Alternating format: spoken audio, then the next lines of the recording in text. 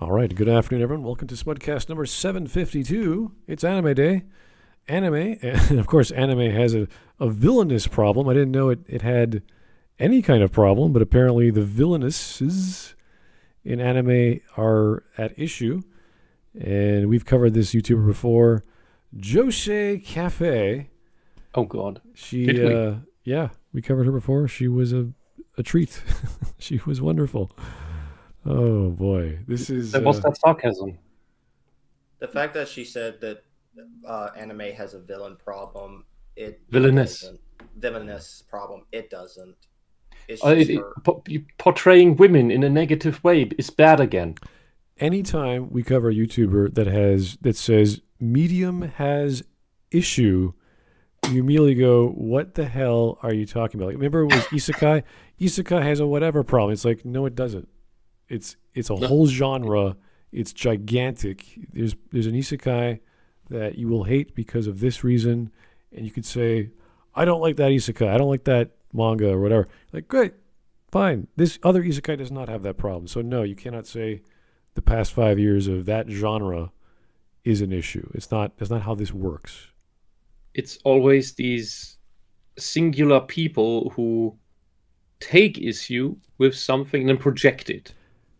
The whole thing must change. Nothing must do the thing again that I don't like.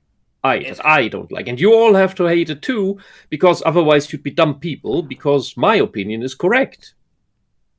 Yeah. And you'd not be thinking people if you didn't agree with me. It's kind of like the same argument.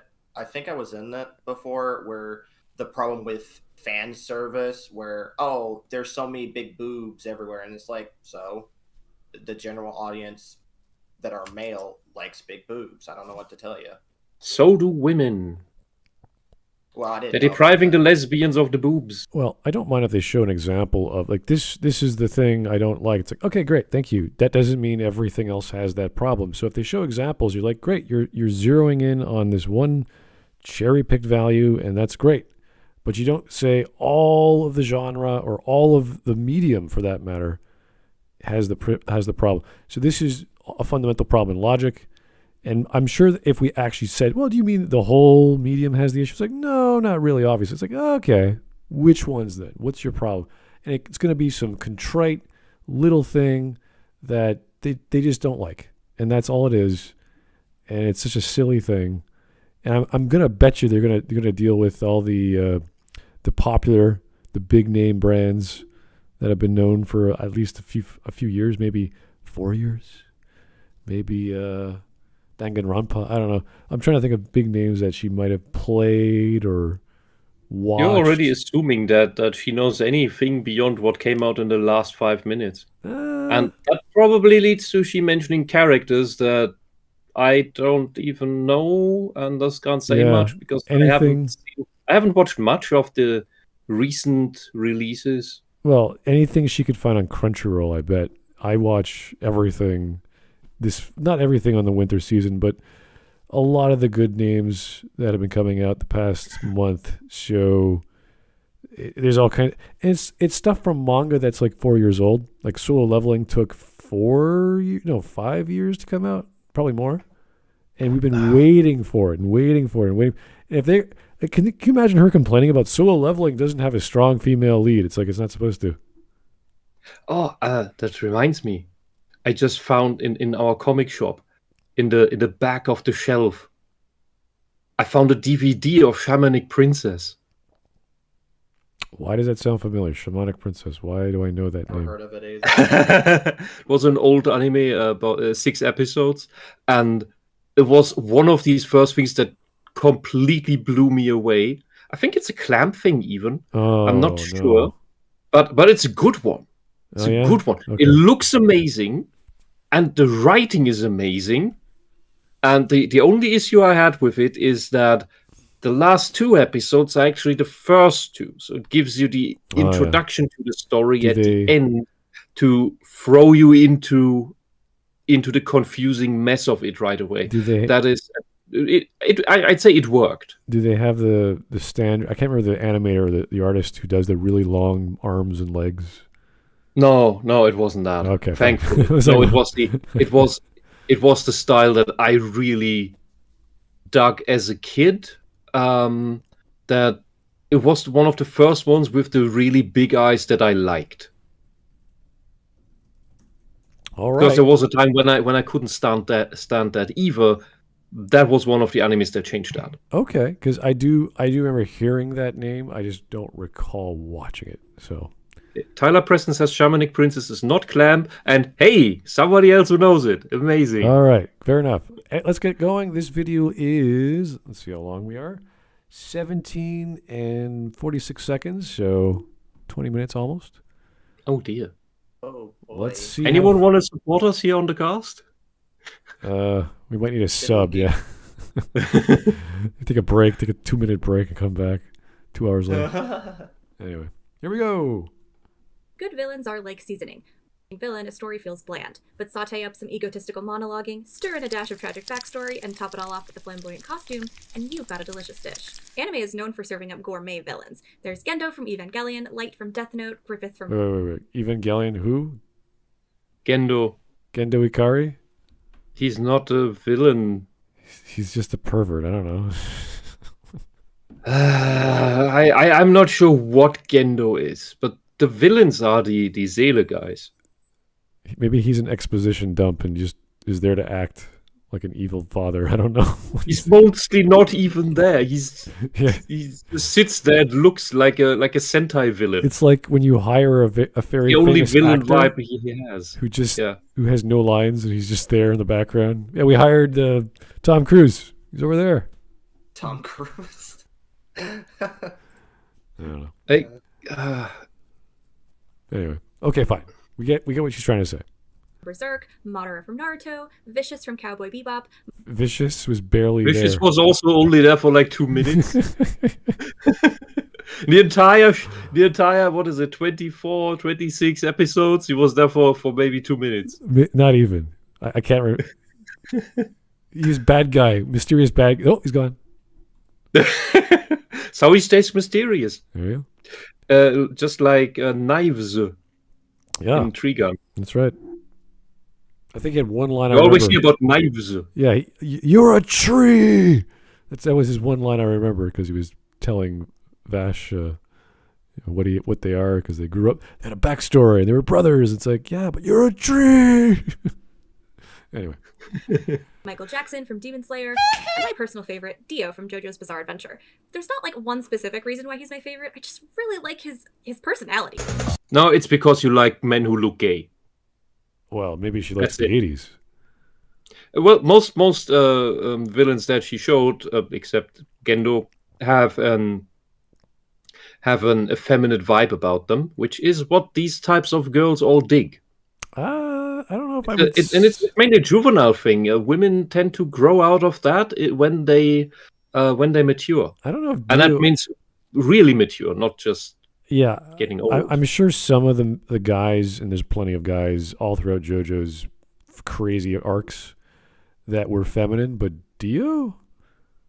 I mean, I'm like not part of the mainstream, but I don't like really feminine guys. I like it if they were like more masculine. Oh, Maybe yeah. not more masculine, but I don't know. My taste is different compared to like the majority of. Most of the JoJo characters are very flamboyant. So you could say they have like all kinds of poses that make them look feminine. They have tight clothing, etc. But this is all a riff on the 80s and the macho kind of style of that time. So yeah, you could say it's a bit feminized, but they're really strong and beefy and acrobatic and, well, I think superhuman. Bella Preston nailed it in the chat. Psychotic pretty boys. Oh, they're crazy.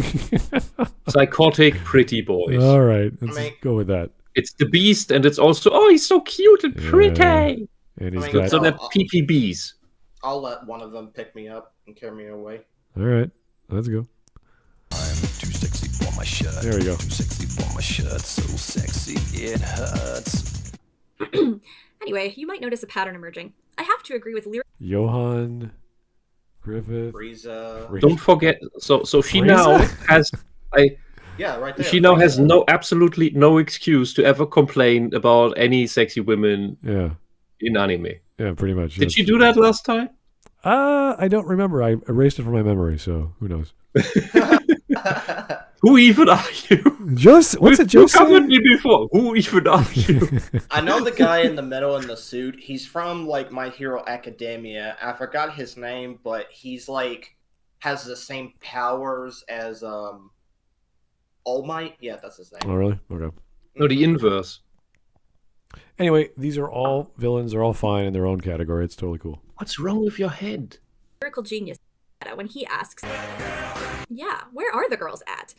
Take a look at this ranker list titled The Greatest Anime Villains of All Time, which over 90,000 different... Yeah. Also villains. complained that there's not enough evil women? I'm sure there's a ranker list for greatest anime villainesses of all time, too. If you just Google that, honey. Can't be that hard. There was a female demon lord in Record of Lodos War. Oh, look, I found it. I mean, there are female villains out there. You just got to go look for them. There's one in One Punch Man. One of them is literally a giant mosquito, and she's intimidating when you watch her. There's another girl in My Hero Academia. She's I forgot her name, but I think she is obsessed with knives. I'm not sure her name, but she's like a psycho bitch. Well, okay, let's just see what she has to say. Every enemy in Toho. Mm-hmm.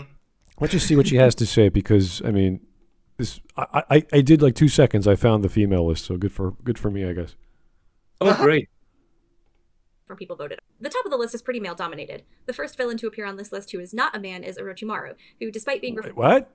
He is Orochimaru is a man. Yeah, this is the part. He is I a was creepy, talking about. weird snake man with shape-shifting powers. Yeah, That's still a man. This is the part I was talking about that really pissed me off. He's a man. Mm-hmm.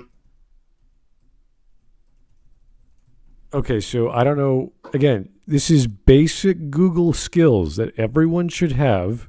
You look up the word female or villainous or female villainous, site, colon, and then the actual site, which is ranker, and you'll find the exact list I just posted. So, But Smart, the list he used was a ranking list on who's the most favoritist. so was mine. And of course, all the anime the stupid anime girls who use these websites, they click up all the cutesy villains that they want to shag or get shagged by. This was updated. This is a ranker, so I don't know if you know of the site ranker.com, but it's updated as you go. So I can go to ranker.com, go to a list, click on upvote, downvote, and it gets updated every day. So this is not an old list. It has 35,000 votes, and there's almost 8,000 voters. So, I mean, honey, what do you get? Orochimaru is a man, period. Thank you. Let's keep going. referred to with pronouns in the original Naruto series was confirmed in Boruto to be canonically non-binary. No. There's no such thing as non-binary. That's not Boruto does not confirm any shit.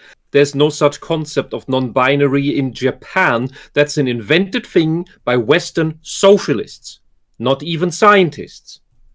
Just some obsessed, weirdo, esoteric, magic thinking. I'm running out of words here. People who pretend to be academics.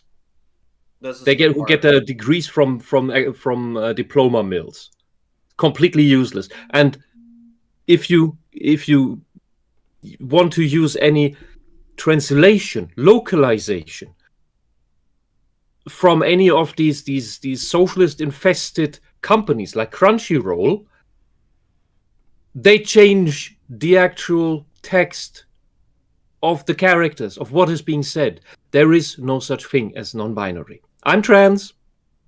That guy over there is gay, I believe. Correct me if I'm wrong. Bisexual. Well, I just want to make a reference to Tyler Preston saying, "Does Tanya from Tanya the Evil count as a villain?" And I would put her in the same category, because that's an interesting story, because it's an isekai. But I would put her in the same category, not of the genre, but of, let's say, Lucy from Elfen Lied. They're both heroes, but they're anti-heroes. They're violent. They kill people, etc. So they're not a protagonist in the heroic sense, but they're also considered in the stories that they're in as the bad hero person. by accident, by circumstance, Protagonist, but anti-hero. Yeah, you could put him either way, yeah. But yeah, The villain it's difficult whether you can even call the god of that story a villain, because what he's doing is punishing a psychopath. Yeah. By putting him into this world, into that body, into that time. Yeah, it's interesting. Like is that so? And then we go from there. And that's why I would not say, if I were to watch Tiny the Evil, say, wow, that's a really interesting character. I think I don't understand that character, therefore all of anime has a villainous problem. Like I wouldn't, like my brain would not go that far from watching an interesting anime about a character I can't quite clearly define as good or bad, and that's fine. So no, it doesn't have a problem. It's just that I'm too stupid to characterize that character properly to understand what's going on with them. And that could be the fault of the writer at times. It could be the fault of my lack of understanding, paying attention, etc. So, this is a purely subjective take on this this non-existing problem. Anyway. Yeah. 父親、母親、なんて書けばいい？外側なんてどうだっていいことよ。男であった時もあれば、女であった時、全ての真理を解き明かしたいとする意識。 The will to uncover all truth that... Okay, thanks, Mom.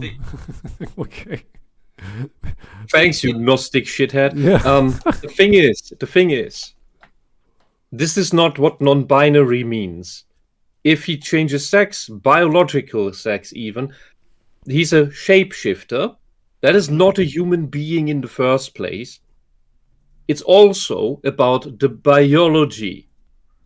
Non-binary is this made-up shit that talks about your head gender, your imagined stuff in your brain that you mistake for or that you believe is your personality, or that replaces your personality because you don't have one to begin with. Orochimaru is he's a weird mythical character. It's like you couldn't classify a god or a demon in the same way that you classify a human. Yeah, and we know It's from... like Terms make no sense, but we will still use the basic ones. Yeah, we And it's also, by the way, just one more thing.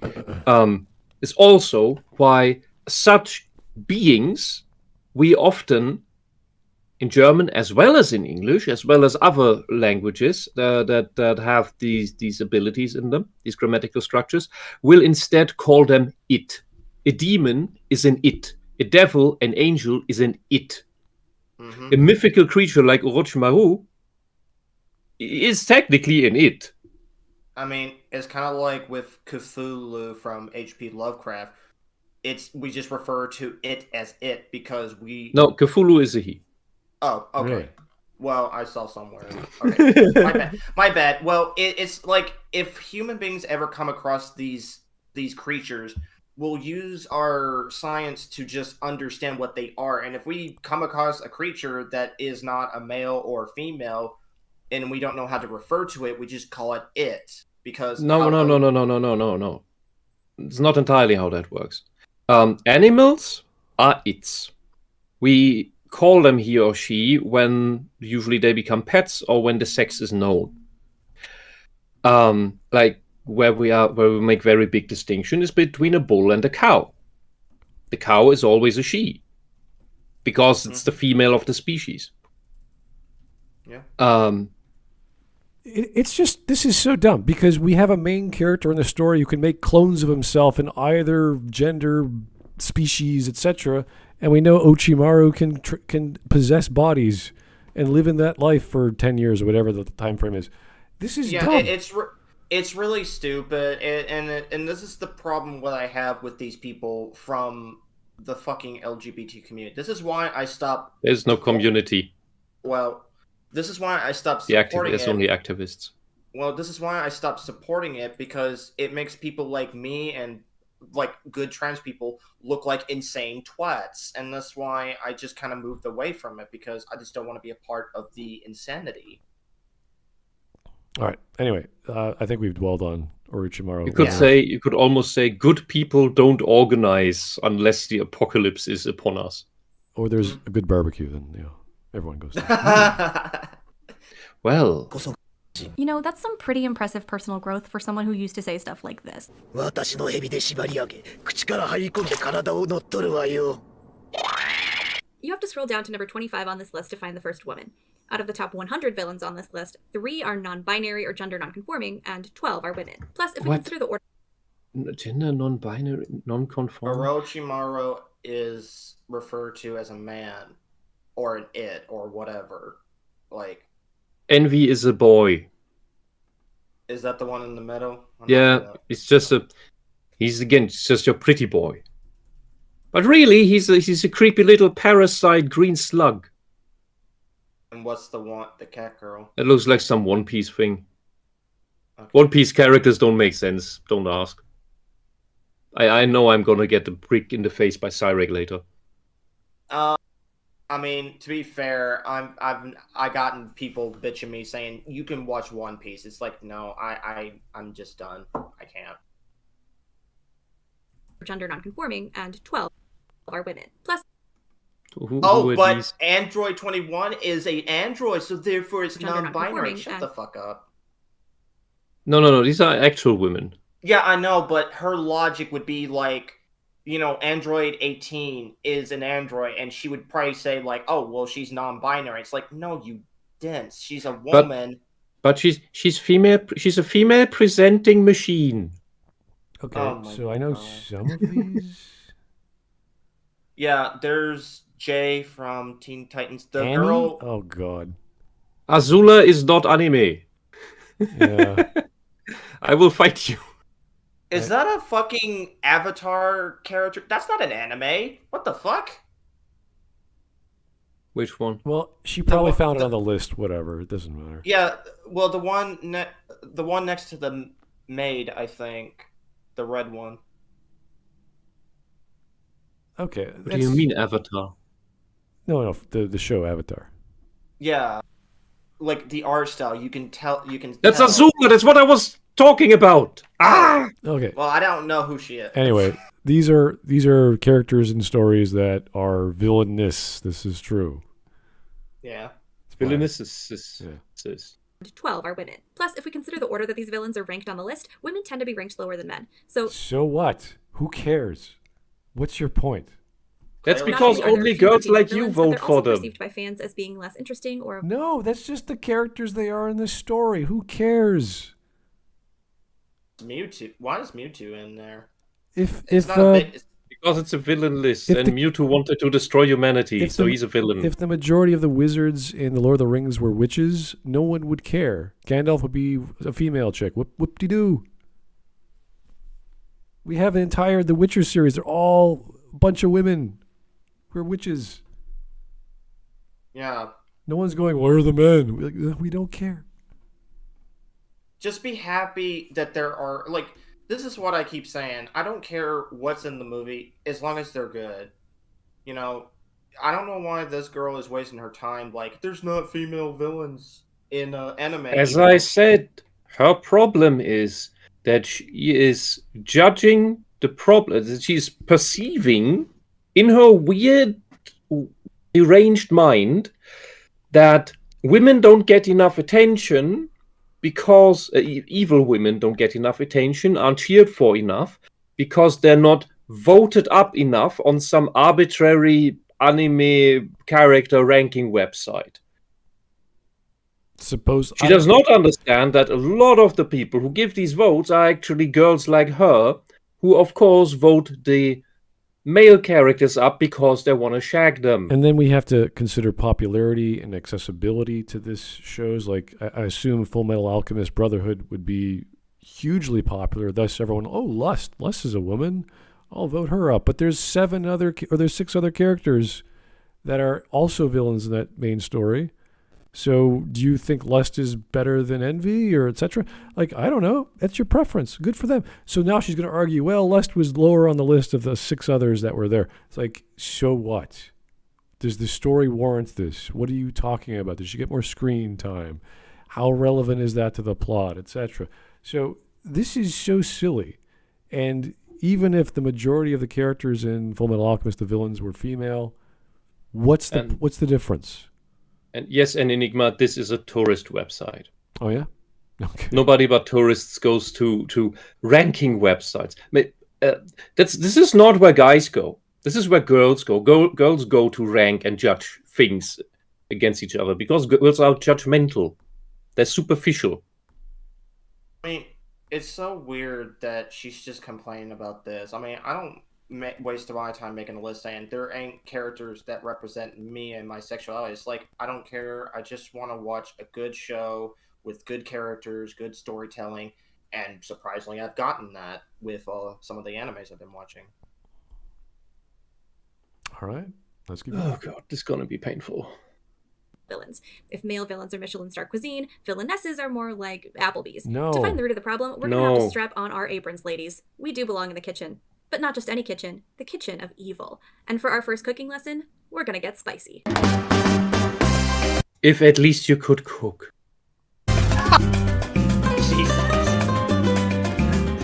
The femme, the sexy vixen who manipulates others around her using her Not feminine anime. wiles, Not has been anime. a trope in literature, film, and art for centuries. Not anime. Ancient Greeks had femme fatales. Not like Circe, anime. the What are goddess you? from the What? Odyssey. Stop it! Why are we going to the ancient Greeks? She's doing a red. She's doing a red. What's the point? She's doing an overly sarcastic production. Let's change history. Let's change region. Let's change time zone. Like, what are you doing? By the way, you cannot please these deranged feminist idiots because they will.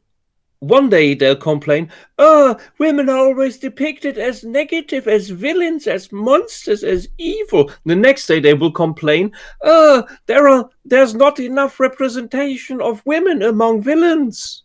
And this is why You can't win. It's a double bind. Yeah, and this is why I say, don't waste your time trying to appease these people. Yep. All right. Just don't. Like, I don't. I'm gonna skip this because I have like so much to say, but I'm like, nope, we're just gonna skip this. It's so stupid. Smart people. I'm sure people want to hear a tangential rant from you instead of me. Oh yeah, let's talk about Lady Macbeth in Shakespeare. Well, she was a villain. Why isn't she an anime? I don't know. Give me an anime that I can compare to Shakespeare, and we'll do that. That's fine. I'm not gonna compare apples to freaking a pantheon of gods from India. Like, what are you doing? Demona and Gargoyles was all his men into that was a good one. Yeah. pigs. In the Far East, one of the most prominent real-life femme fatales was Daji, a concubine who lived in ancient China. Daji's beauty, greed, and cruelty are said to have led to the downfall of both the emperor and the entire Zhou dynasty. How amazing! Let's clap! I want to be like her. Common in anime. If a show has a female villain, chances are she probably looks something like this. Let's have fun. So now the main problem area is up here. All of this going on up here is not. what's causing me the most physical discomfort. Good. Jealous. Visceral reaction. Jealous. Okay, shut the fuck up, lady. Like, yeah, you're right. She is jealous of this, of having this figure. Like, just Go work out. Yeah, Stop eating junk food and start working out. Like, if you really are angry of men going gaga of this, then do yourself a favor and, get that body. You can get that body. It just depends on discipline, exercise, and the things that you eat. Now, well, you can't get the boob size with training. That doesn't work. That's a genetic That's a blessing of Aphrodite. Yeah, well, it doesn't really matter. Like, if you want to look attractive, this is the way to go. Now, my preference is different from everyone else, but, I will say the same thing. If this is the general interest for men, they like looking at women like this. And look, there is always a guy who's into you. Mm-hmm. No matter what you look like, you will find one. 80% doesn't of all work the guys. other way around. Anyway. Yeah, it doesn't work the other way around, but every girl can get a guy, no matter what she looks like. So why are you even jealous of what this girl looks like? Huh? I mean, this is why I say that, like, I don't sit here complaining of, like, there ain't, like, overweight women, because that's, like, my preference. It's like, it doesn't matter, because the general audience is attracted to skinnier girls. They're not here to appease me, and they shouldn't. That's skinny, normal. All right. Yeah. Anyway, we're good. We get it. Okay. Yeah, sorry. That was a bit of it. No, it's fine. I'm just like, the joke she's trying to push is like, whatever. There's not just extremes. There's a healthy middle. Yeah. Mm-hmm. Intent coming from this area is not good either. I hate this, but I'm mainly Misogynist. worried about this. No, I Misogyny! You're thinking, do I really have the right to criticize fan service? I was just drooling over abs like 20 seconds ago. I promise I'm not going to complain about fan service today. My point's a little more nuanced. You just did. Oh, today. You just So did. anytime, any other video you bring out, we can clip this and remind you that you're a fucking hypocrite. Someone clip at this. Heart, at the core of your soul, like Orochimaru. Someone should clip this in case if we cover her again, because that's like a very hypocritical thing for anyone to say. That's like, I don't know how to compare it to, but yeah, that's very hypocritical. The men shouldn't have fan service. Only I should have fan service. Anyway. But I caught myself, so I will admit that today I made a joke. Ha ha. I'm not going to talk about it anymore. Hint, hint. Yes, I will. Okay. To get to that point, I'm going to start with an analysis of one of anime's OG villainesses. Not just any villainess, she's one of the baddest bitches of all anime history. That's right, we're going to talk about Sailor Moon. Sailor Moon, a 90s anime based on the manga by Naoko Takeuchi, is the magical girl show of all time. I can't even begin to explain the cultural impact that Sailor Moon has. No. The magical girl show of all time is Cutie Honey, because that invented the genre. Wait a second. Is she saying the villains in Sailor Moon, or does she mean Sailor Moon Serena? Good question. The thing is with Sailor Moon is that almost all of the monsters are girls. Transformed things or transformed people, but it's always, almost entirely. I think there's one or two exceptions, and they still have sailor costumes. They're all girls, and maybe that's what she's referring to. So Sailor Moon is basically Pokemon, but girls with sailor themes. Yeah, fair enough. I mean, I've never never seen the show, but isn't there like one guy in there that's a villain with a top hat, or he's like mysterious? Tuxedo Mask is not a villain. Okay. Oh, sometimes he might be. We don't know. He's so mysterious and sexy. Like my work here is done.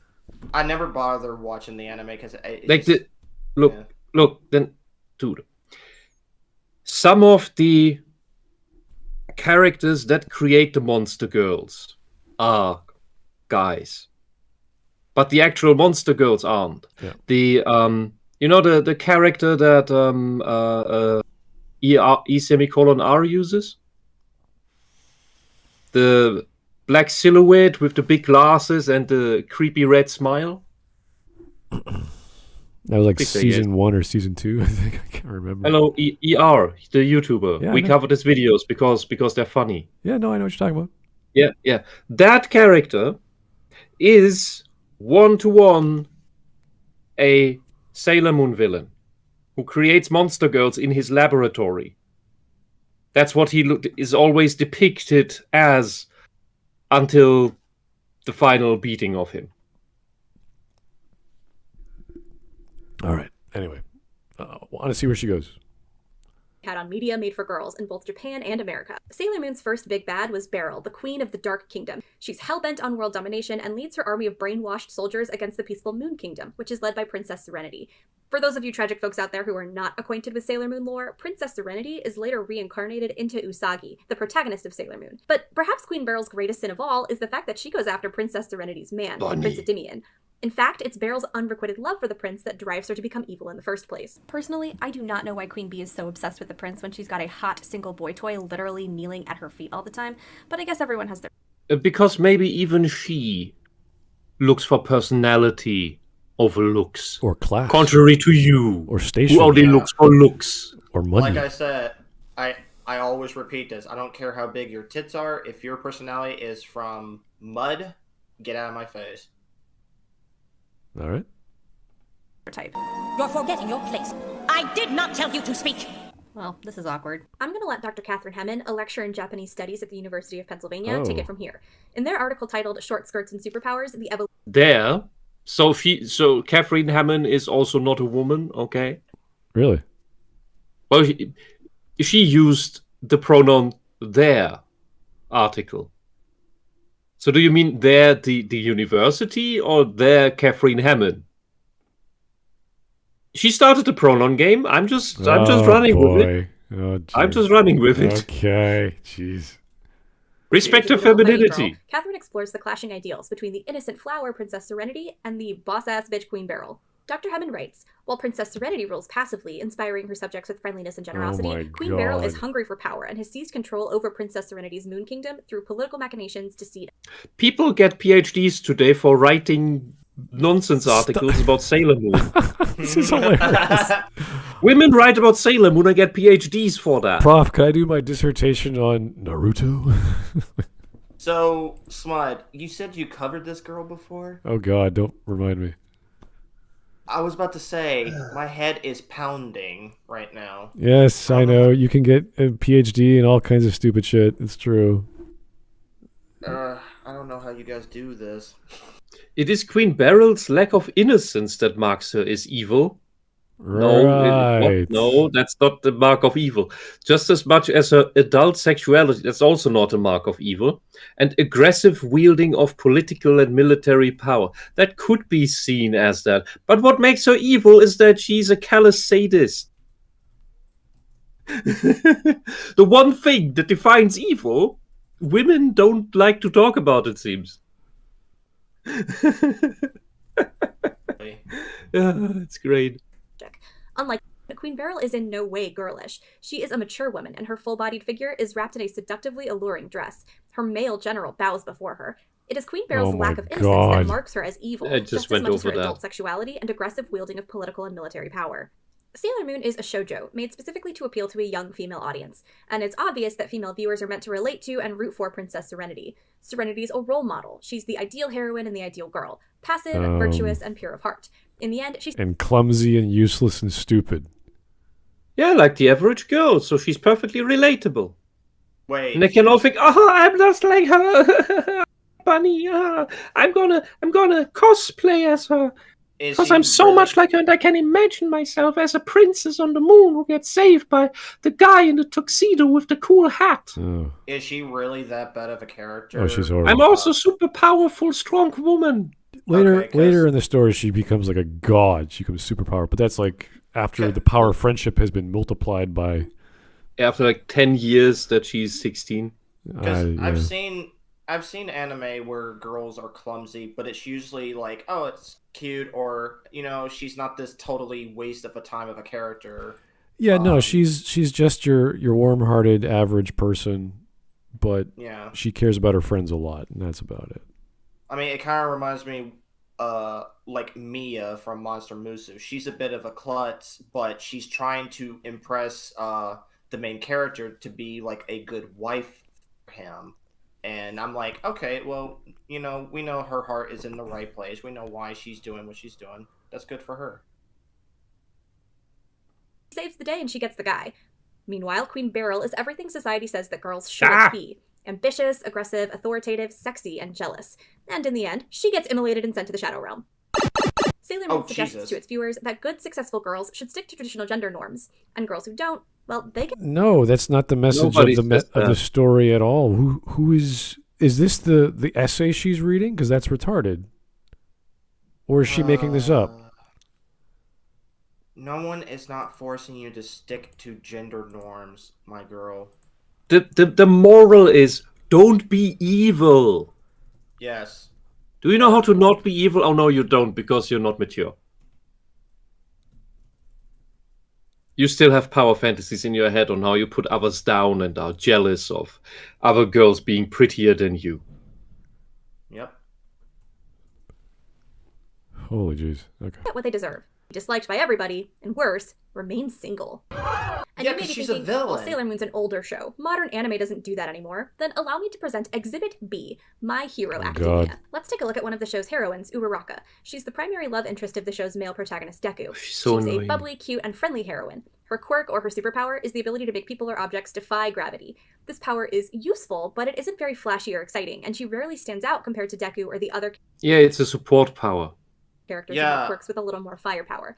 She's also a mind-numbingly boring character who gets little to no screen time until her romantic subplot with Deku becomes important.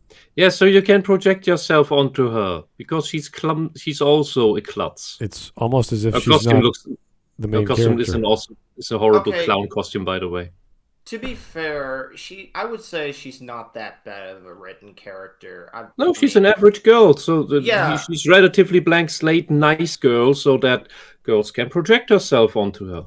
Yeah, but also, the fact that she's like saying like she's not in the story very often. It's like, well, she's not the focus. Deku is the focus. And I know in the first season, it's focused on Deku, trying to use All Might's power, and it's a little bit more for him to handle because he doesn't understand the intense power that All Might handles or possess. But anyway, the things she works in contrast. Look at all the other girls in Deku's class, or even around that class. They're all so specialized and defined as characters with their special traits, their special interests, their styles. She is, in comparison to that, the most normal girl. I mean, that's her purpose. Yeah, I mean, for fuck's sake, and the fact that she brought up, like, oh, her powers is not fleshy, neither is Invisible Girl, but guess what? She's a very beneficial hero. Like, you could actually use her for, like, actual good thing, Invisible Girl is flashing all the time. Well, yeah, but you can't really see it. You can't. How? Have you ever tried looking at her under UV light? V-light? Anyway, let's keep going. Use your imagination, man. Your imagination. Now let's look at Toga, a villainess. Toga basically that's who I was talking about. She's bloodthirsty, manipulative, duplicitous, and worst of all, she also has a crush on Deku. Her quirk is the ability to transform and disguise herself as another person, but there's a catch. She has to collect someone's blood to impersonate them. Oh, and she also has to be naked to use her quirk. For anime reasons. She also does this thing where she makes this weird porn face every time she thinks about or looks at Deku. Because she's evil. This is a sadistic smile. An exaggerated one for cartoonish reasons. But this is how people, especially girls, I've seen this face on girls. They usually have borderline personality disorder. They make this face. That is what a female sex predator looks like. A female stalker, a sex pest. Look at the Joker. He has such an insane look. And we know... It's just... Oh my god. Yeah, this is not a porn face. This is... just because of the blush or what? But that mouth? No. No, those eyes? No. That's not porn. That is evil sadism. You're a really dumb woman. Stop it. What would even a porn face look like for her? I don't. We don't need to talk about that. Okay. Stop it. Get some help. Friendly reminder that this character is 16 years old, just like Serenity and Bear. Okay, so... Oh god. That's what's the age of consent in Japan? Do we need to go about that again? The last time I remember, I think it was like 13. Oh god. I think. I could be wrong. Well, that's what the socialists want anyway. But yeah, girls. So this is a shonen. That means it's for teenagers, just like the shoujos. For teenagers. Teenagers are sexually active. Yep. And that's okay as long as it is with each other and protection. Yep. Do you understand that? Just because you didn't get any action doesn't mean that none of the other girls in your class did. They don't all brag about it, you know? The sluts do. You're not wrong. And the guys also don't all talk about it. Because, a lot of even teenagers are actually surprisingly mature about these things. And they respect the privacy of it. Not just because the embarrassment that comes with it has a reason. Let's keep it at that. Yeah, let's go. Girl, Uraraka and constantly pitted against each other, both in terms of the plot and their adherence to gender norms. Uraraka is the role model girls are supposed to relate to, and Toga is the creepy freakazoid who's trying way too hard to get noticed. That's an insult to freakazoid. Who? And yes, she's a personality disorder. Probably what you're bordering on too, because you are stuck in all this magical belief shit that you got from university or wherever. This is ridiculous.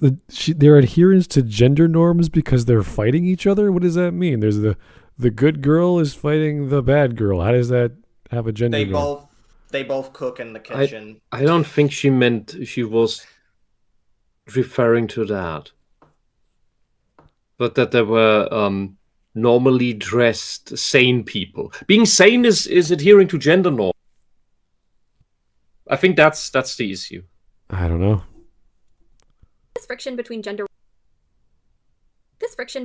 roles and female villains is echoed by author Elise Ringo. In her article called "Villainess is Required: Why the Dark Side Needs More Women," Elise writes, "If women can you choose not to use all the epilepsy-inducing scenes, please?" Yeah, it's hurting my eyes. Aren't good, nurturing, and pure, Oh, then more they have to fall feminists. into other Here we go. sexist tropes, the only other possible roles for a woman to fulfill. Oh, so women who are bad, neglectful, sluts, that they have to follow. That's being sexist against women. No, those are evil women. Wait a second. They're just horrible people. Read this. Their perceived badness is a result of either overperforming or underperforming. What? What does that mean? This deeply entrenched femininity. So they're too feminine or they're not feminine enough, and therefore they're evil. It's like, what? What is that? I don't know. How do you equate? How do you associate two extremes for one value? We just want decent people, you know? You're evil if you're too feminine. You're evil if you're not feminine enough. Okay. That doesn't... I think because... if you're not nurturing, you're underperforming, and if you're slutting around, you're overperforming. I think that's how she comes to this conclusion. But both of these are bad traits. How about you actually nurture people, like any good person does, male and female. Why would you want to? First off, if women aren't good. So if women aren't good, they're bad. Yes. Why would you... We can just stay with the first 4 words here. Yeah. This is so dumb. Don't read feminist literature is what we're trying to say, guys. This is so crazy.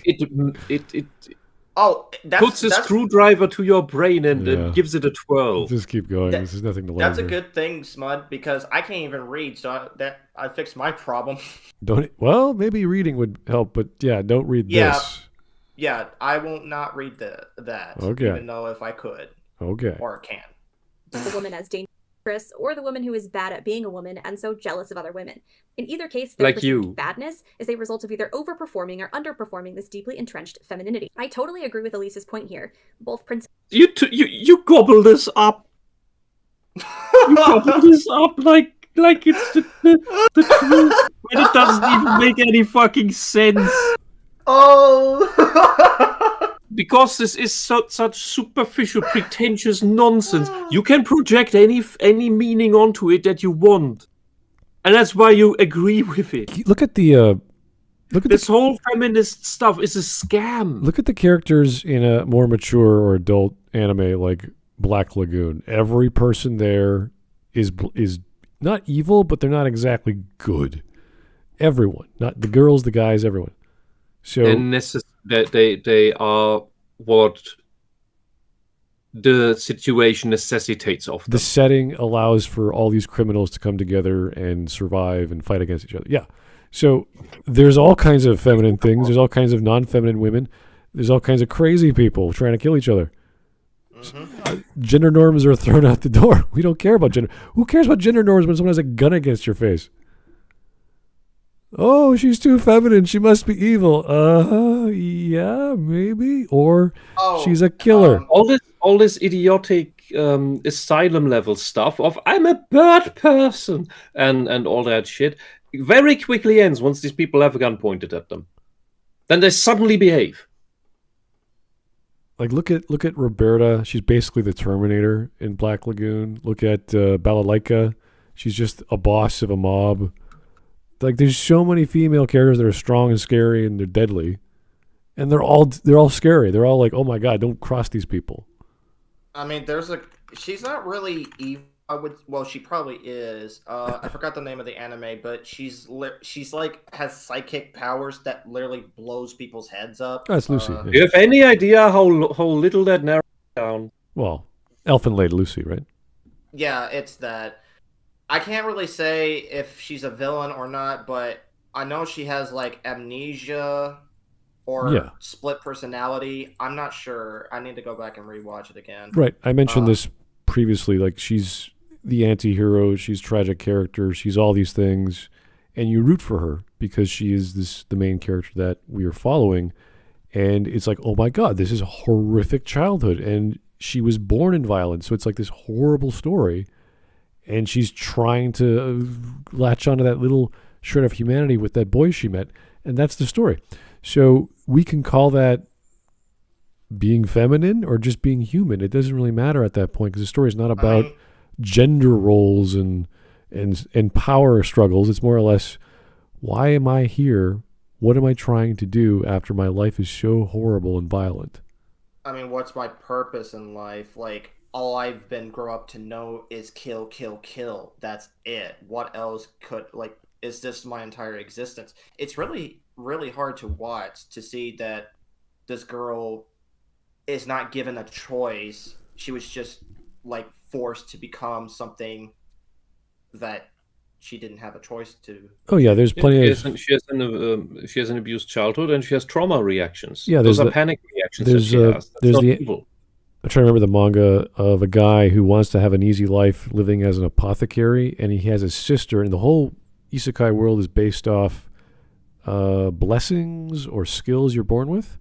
And the orphanage he was part of, this girl has the blessing of the hero, and she can't feel anything. She doesn't have to sleep. She can't get poisoned. She's super powerful, and she's meant to defeat the evil, whatever. And that's her life. And then they realize or learn how to turn those skills off. So she begins to smile. She begins to laugh, and all she wants to do is hang out with her brother. And that's the story. And I don't know how far the manga's been gone, but it's just basically they're going on adventures together. They lived in this little hut where he sells potions and stuff like that. So that was one of the big arcs of the story of this girl becoming a human because she was just a machine before. So I don't think that's a classic gender role. Like, you can't apply stuff like feminism to that kind of story. And I don't think you can apply it to Sailor Moon. It's silly. I don't even know why you would waste your time to do that in the first place. Well, she's taking starting the entire premise wrong. She's because it's all. Sorry. Yeah, she's using these two people. One was an academician, the other one was, I don't know, some blog. And it's like, okay, fine, use feminism, use it properly, and then we'll follow along. You can't just say, okay, I'm going to apply it to children's shows. It's like, oh, you can't do that. It doesn't work. You're in the wrong category. And the error of this entire ideology is that it always starts any sort of interpretation and definition of this character is female, and that's why X. It always revolves only around it's a female. I mean, and that often doesn't make any sense. See, I don't always waste my time worrying about like, oh, is the character female or male? It's like I just want to make a character. That's it. Okay. We are 8 minutes and a half in, and we hate this video. Yeah. The Serenity perform their femininity perfectly. What? They're effortlessly beautiful without flaunting their sexuality. What? Powerful but not power hungry. They're team players who provide support without being overly assertive or aggressive. So is flaunting sexuality now good or bad? Because with the other character, you complained about the flaunting sexuality through the what was it, Markiplier meme? Yeah, it was like from Unis Honest. Yeah, so what is it now? Is flaunting sexuality good or bad? And is not flaunting sexuality good or bad? And then there's all the qualities. Gender norms. Ah! Yeah, there's all the qualities of Serena that aren't very attractive. Like, she's clumsy. She eats like a pig. She sucks at math and all kinds of other academic studies. Yeah, average girl. She's just bad at everything except when it comes to caring for her friends. And which she's also bad at And she also words because she's clumsy and she gets things wrong all the time. The only thing she's good at is transforming into Sailor Moon and shooting the mega love beam and the tiara, because it's the only thing that beats the enemy in the end. And even the other Sailor Girls stuff is basically useless. Yeah, her friends end up having to save the day, or Tuxedo Mask comes in, or whatever happens. So yeah, no, she's like the damsel in distress hero. She throws herself at things and she collapses. You're like, oh no, Serena's down. What do we do? Here's Sailor Mercury, the smart one. She'll figure it out. And then look, have you? How often is it that the other Sailor Girls actually land the killing blow or the final blow on the enemy? It's always her. It's always Sailor Moon. Yeah, I'm trying to think. I don't know. I mean, the other Sailor Girls are useless. I mean, they can't do anything but stall the enemy until Sailor Moon comes up and shoots her love beam. I'm not saying she would say this, but it wouldn't surprise me if she said, like, oh, so what about Goku? He's a clumsy and or not clumsy, but he's naive and kind of stupid. Like, why does he get a pass? It's like, well, because he's good at well, for one, he's not falling on his feet. He may not be good with math, but he's good at fighting. So, yeah, all Sailor Moon is good at is shooting the final love beam thingy. Yeah, like where Goku only attack. Yeah, where Goku may be. Well, sorry. I mean, we're kind of repeating ourselves here, but yeah. Yeah. And compassion are highlighted as their best qualities. Meanwhile, Queen Beryl and Toga overperform their femininity. They brandish their sexuality as a weapon, covet men who don't belong to them, and their aggression and ambition are their defining character traits. Yeah, when evil. anime arranges its female characters into neat categories like this, there's not much room left for nuance or complexity. That might explain why anime's villainesses tend to be ranked lower than male villains. Because so many female villains fit the same stereotypical seductress, sexy mold. Okay, Eren Yeager is a villain now? You want to know why female villains do this? It's because this is what I keep saying for the majority. They go after men that likes looking at pretty women. So when they see a villain like that being all sexy and seductive, that's how they get them in. It's kind of like the fucking... They're like men who sleep around. Yeah, like Succubus. Succubus is all about that. Why do you think... Succubus? Succubus. He's just succubus. You used 3 vowels. There's only one type of vowel in that word. Whatever. Anyway, these creatures are meant to seduce men into, like, either they want to continue the population or they feed off like men or something like that. You know, there's reasons why these female villains / creatures / whatever do these things. It's because they go after men. Now, if they try to go after like a female lesbian, it's probably not gonna work. It's not gonna work. No, dude. First, don't get your mythological comprehension from ecchi anime. Well, yeah. So, a succubus or succubus is a nightmarish demon that sits on your chest as you sleep and sucks your life force out of you.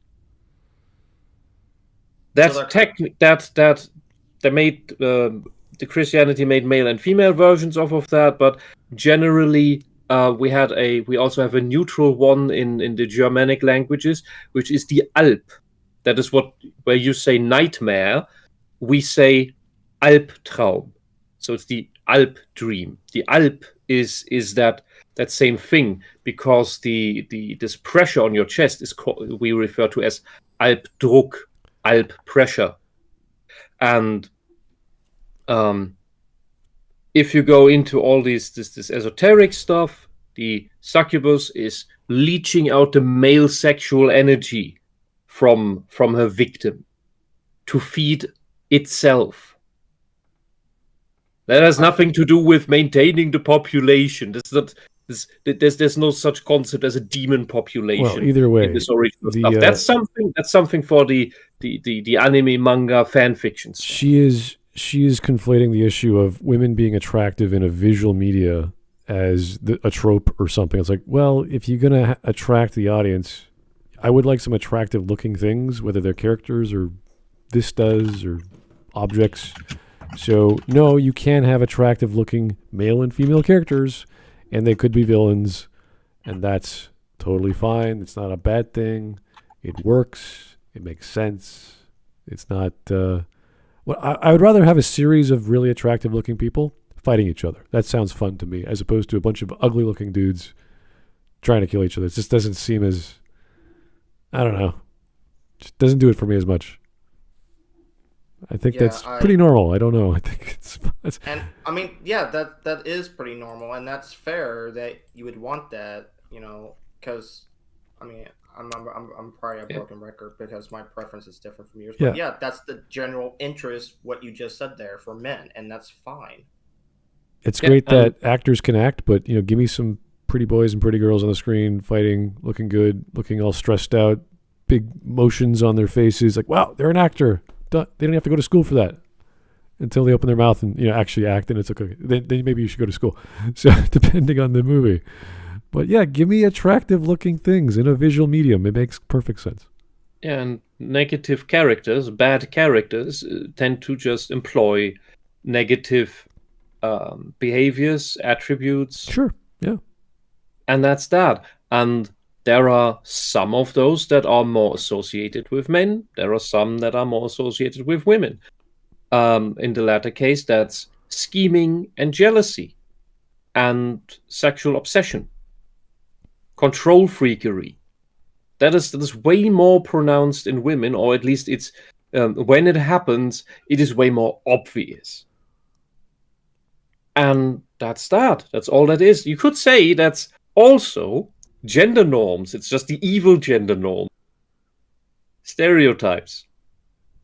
Or as more sane people say, archetypes.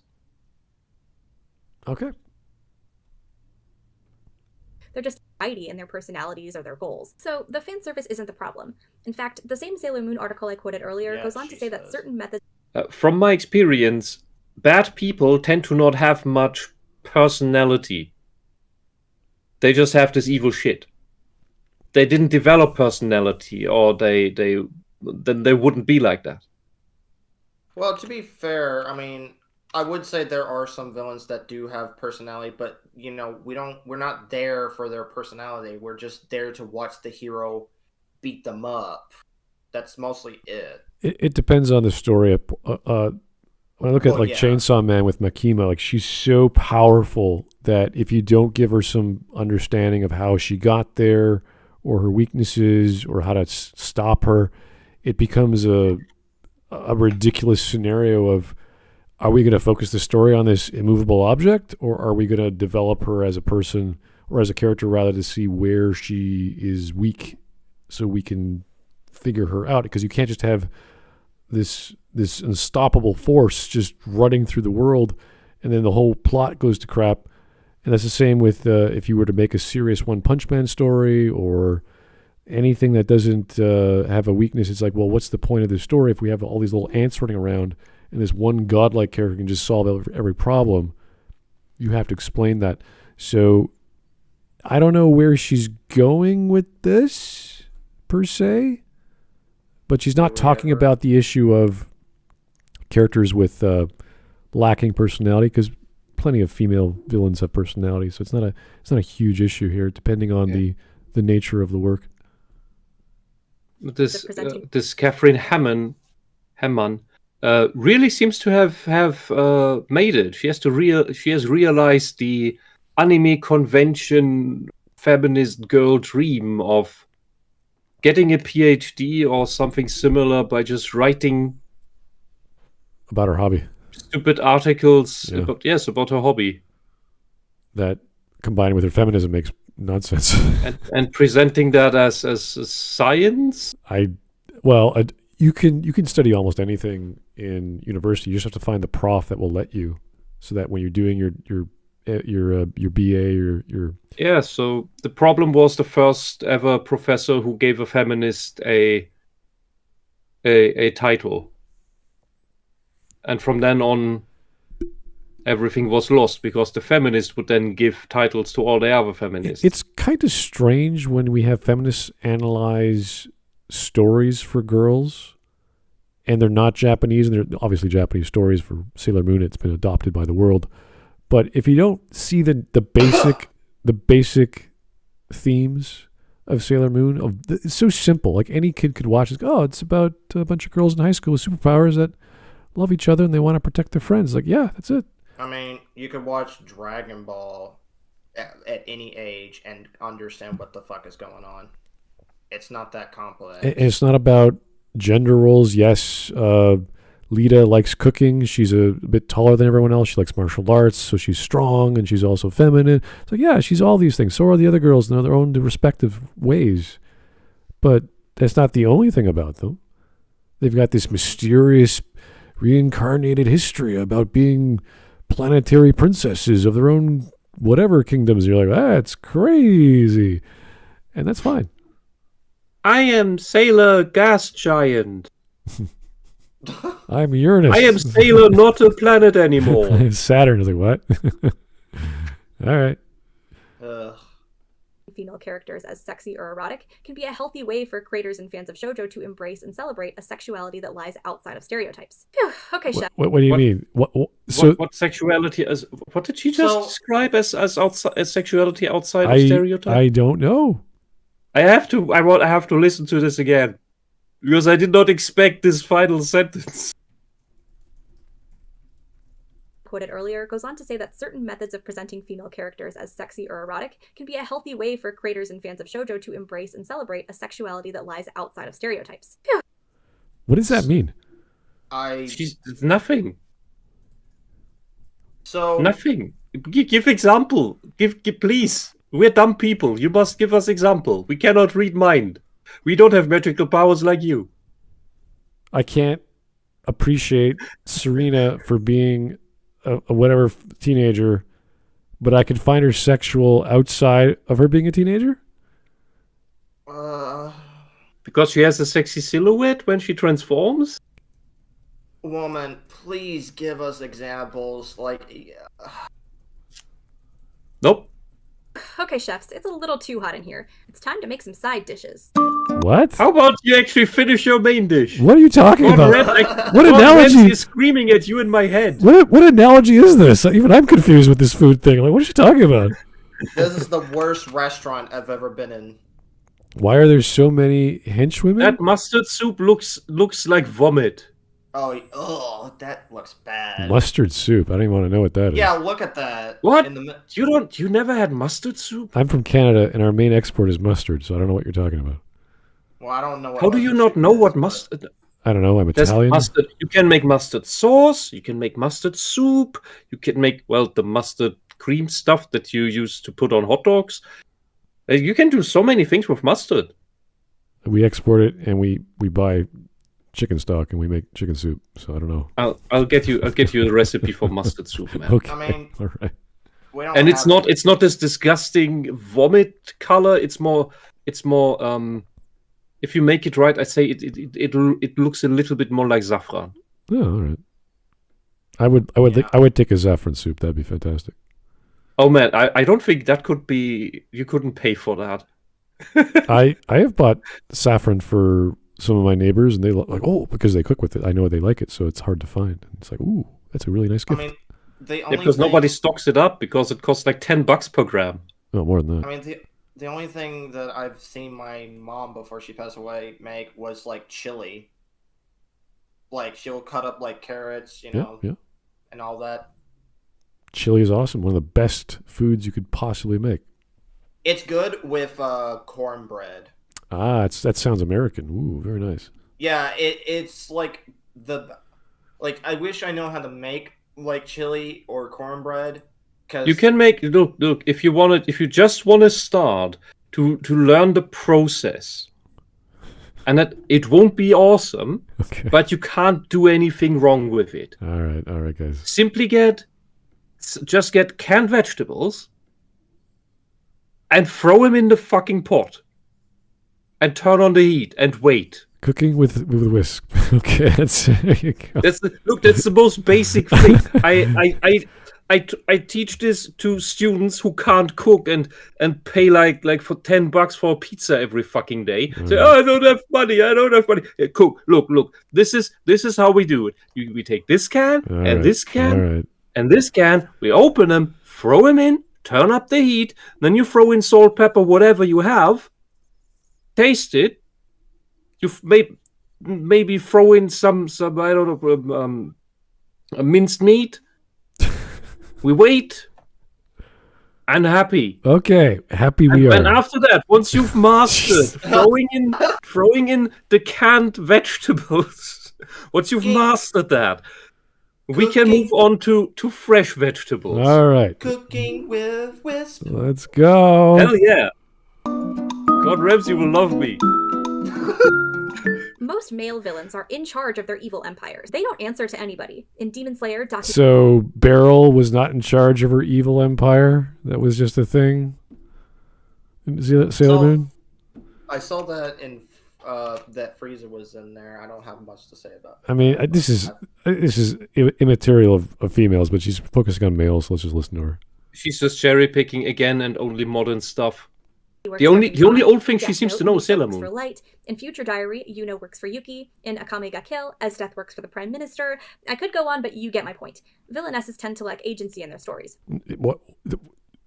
How? Demon Lord in Record of Lodos War. What about what actually is Naga in Slayers? Is she a villain or is she just a comic relief? How do they lack agency? I don't know.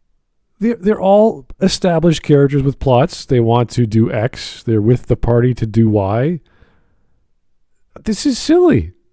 Who cares if they're assistants or secondary characters? That's fine. You could have male. How many males? We just had the general dude from Sailor Moon who was the secondary character to Beryl. What's the difference? Not every character can be the main focus. It's impossible to. Does anyone else got examples for the main villain being aside, of course, from Rita Repulsa? Really? Hey, she was awesome. No, I wasn't talking about her. I was talking about not having an example of what you just said a minute ago. All right. Well, this is short-sighted, but okay. The poster child anime henchwoman is Konan from Naruto. She's a sidekick for another major antagonist, Naga. She's the poster child? Okay, now I'm going to get spoiled here because I haven't gotten this far. Is this Shippuden? Yeah, probably. Pain. That's Pain. Yeah, okay, it is. AKA Pain, and her backstory and motivation for being a villain are essentially secondary to his. This is even. She loves him. What is it with all these feminist women not understanding relationships? I mean, I've never been in a relationship, and I understand it perfectly fine because I'm not an insane person. She only understands drooling over guys. Why is the woman next to this guy? I don't know. Ever seen that in life? I don't know. For fuck's sake, someone who's never been in a relationship knows how relationships work. This is what she described is not relationship. It's just, ooh, I like looking at pretty things. That's literally all she is at this point. She wants a female main villain. Why is the child standing next to her mother? No. Just pick any relationship. Why is the dog standing next to his owner? I don't know. Maybe because the dog likes his owner. Do you never had a pet? No. See, look. The problem is these types of girls. They only have cats, and cats don't have that same level of attachment. Cats don't give a shit. Cats will eat your corpse when you're dead. I have a cat, and I can believe it. See? Cats don't bond the same way, if at all. It's like you have two characters enter a scene. Why are they there? Women are the same. They don't bond. Yeah, why are they together? I don't know. They got something to do together, maybe? Maybe they are together. Maybe they entered the room together. And if they have dogs, they shag them. Like something is just wrong with these types of girls. All right, let's go. Designs. Konan's most interesting feature is the origami flower, callback to her paper-based jutsus. Alternatively, Pain looks like the final boss in a video game where you fight increasingly edgier hot topic managers. Oh, While this Pain is takes bad center stage, CGI. Konan remains in the background. In the Akatsuki's meetings, Konan never speaks. It's true that she's acknowledged as a powerful shinobi, and she gets a couple of badass moments. However, her actions and decisions have little impact on the story. Despite being the only female member of the Akatsuki, who are arguably the most iconic Naruto villains ever, Konan ends up as one of the more forgettable villains on the show. It makes sense that her jutsu specialize in paper because girl is basically a cardboard cutout. No, that's a really cool power. She's really memorable. She's the last thing. She sits with Pain when Naruto faces off against Pain. He has a conversation. She's right there. And she could kill Naruto at any point, or wants to, if Pain asked her to. She's completely in love and follows Pain. See, this is the problem with these people. Like, they don't know a good, interesting character when they see one. But this is simple. This is why is this woman standing next to this evil man? I don't know. But Smud, you're asking a girl that doesn't know what simple life is. Like when you go out into life and you see two people and one's male and one female and they're walking down the street, like why do you think that is?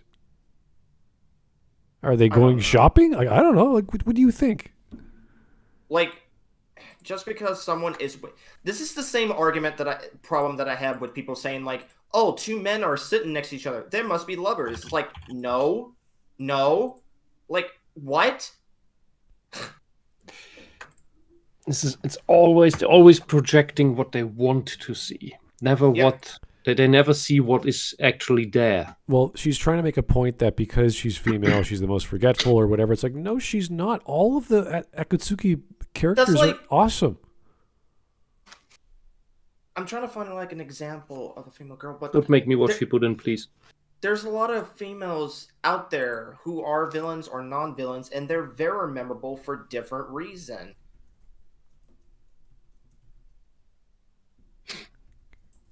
Oh my god, lady, go outside, touch some grass. Meet real people. Yeah. It's not about the grass, it's about meeting normal people. Is once again a reflection of real-life gender norms. No, Specifically, it's rooted in the misogynistic idea that women are... No, it's not. Oh my... What the... What? Okay, I gotta rewind that. Here we go. Girl is basically a cardboard cutout. I think that female villains... Cardboard cutout of what, exactly? Getting stuck as henchwomen is once again a reflection of real-life gender norms. Specifically, it's rooted in the misogynistic idea that women are better suited to follow orders than give them.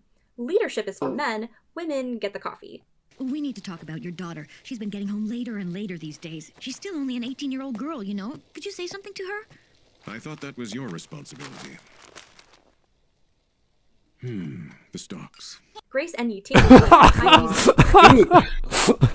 Dude, it kind of is her job because she's the stay-at-home mom. Yes. She's around. The stocks. Damn it. But it is also correct to call on the help of the father because it is the father who has to keep these things in. The parents do have to work together. But that says nothing about her complaint that women are better at being supportive. She says following orders, but in the end, these things overlap. Than to be actual leaders. How women work as actual leaders, we've seen in history, time and time again. They've been the worst of the worst in all of history. They have the worst track record. It is dismal. Women who are actually good leaders are 1 in a million, like probably less than 1 in 100 million. And that's the very, very, very, very, very that we do see go to the top in business.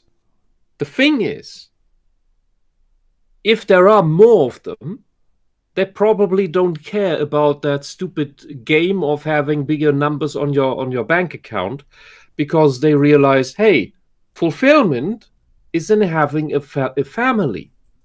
And having a family that's happy requires me to be supportive of that family and not be absent working 80 hours a week. And plus, these women who are stay-at-home mom, while you may complain saying like women are always staying behind, a lot of these women don't care. They're happy that they're part of a team of supporting the husband. I mean, even if the husband is a stay-at-home dad, they're both there. It's not about, oh, this sexist gets what? Working as a team. That's how relationship work. That's how marriage work. That's how couples work. The question is... Yeah, go on. Well, I was going to say, you, my lady, don't understand this shit because either you never been in a relationship or paid attention enough. Like, yeah, she's immature. It's all about her ego. She thinks it's all important to have a high reputation, a career, and all of this other superficial nonsense that feminism is telling her she has to have. It's not society, it's feminism. We just had this conversation, I think, last week or 2 weeks ago, with a befriended couple, and the woman, she has a great job, pretty high up on the career ladder, but she hates her life. She is completely frustrated, you could say, and she complains. She to this day she complains that it's society expecting this of her, that she has a career and everything. And I asked her, like, what are you talking about? It's society asking that of you or feminism? And that's when she sat back for a second. Well, I recall meeting on a job interview a lady called Sarah Thompson in downtown Toronto, who was the CEO of a female business magazine. It wasn't a feminist magazine. It was like for women, for business. And we talked about gender roles and this sort of thing. And even she said there are very few women in leadership positions. And if she were to hire not a manager, but someone who's in a managerial position to organize other people, she would go for men because the men don't attack each other. They're not trying to get that other person's job. They're trying to work together as a team better, as opposed to the women. And I don't know why she said that to me. And it's strange that this is exactly the opposite of what the feminist myth of women being more cooperative is. That if you stranded on an abandoned island, that the women would work better together, that the Lord of the Flies wouldn't happen if it was all girls. It would happen the reality is it would happen even worse, and they would all starve. And we've seen that in the experiment of this survival show where they had one island with men and one island with only women. And there was one truly competent woman who had the capacity for leadership, and all the other women rejected her because they rather wanted to keep their anarcho-democracy where everyone does what she wants, everyone did what she wanted, and we make decisions as a group and all this nonsense, and it ended up with everybody doing nothing. Like, one was gathering a few berries, but that wasn't enough. Nobody was fishing. Some were just playing in the water and lying at the beach. And before you knew it, they were starving and thirsting to death. And that one woman who had actual leadership skills and who had survival skills, she was a bit frustrated, but she then did her own thing. And I think she would have even been able to survive on her own. While all the other women were prone to dying. And they would have died if the staff hadn't intervened 3 times. Okay. All right. See, yeah, we can continue.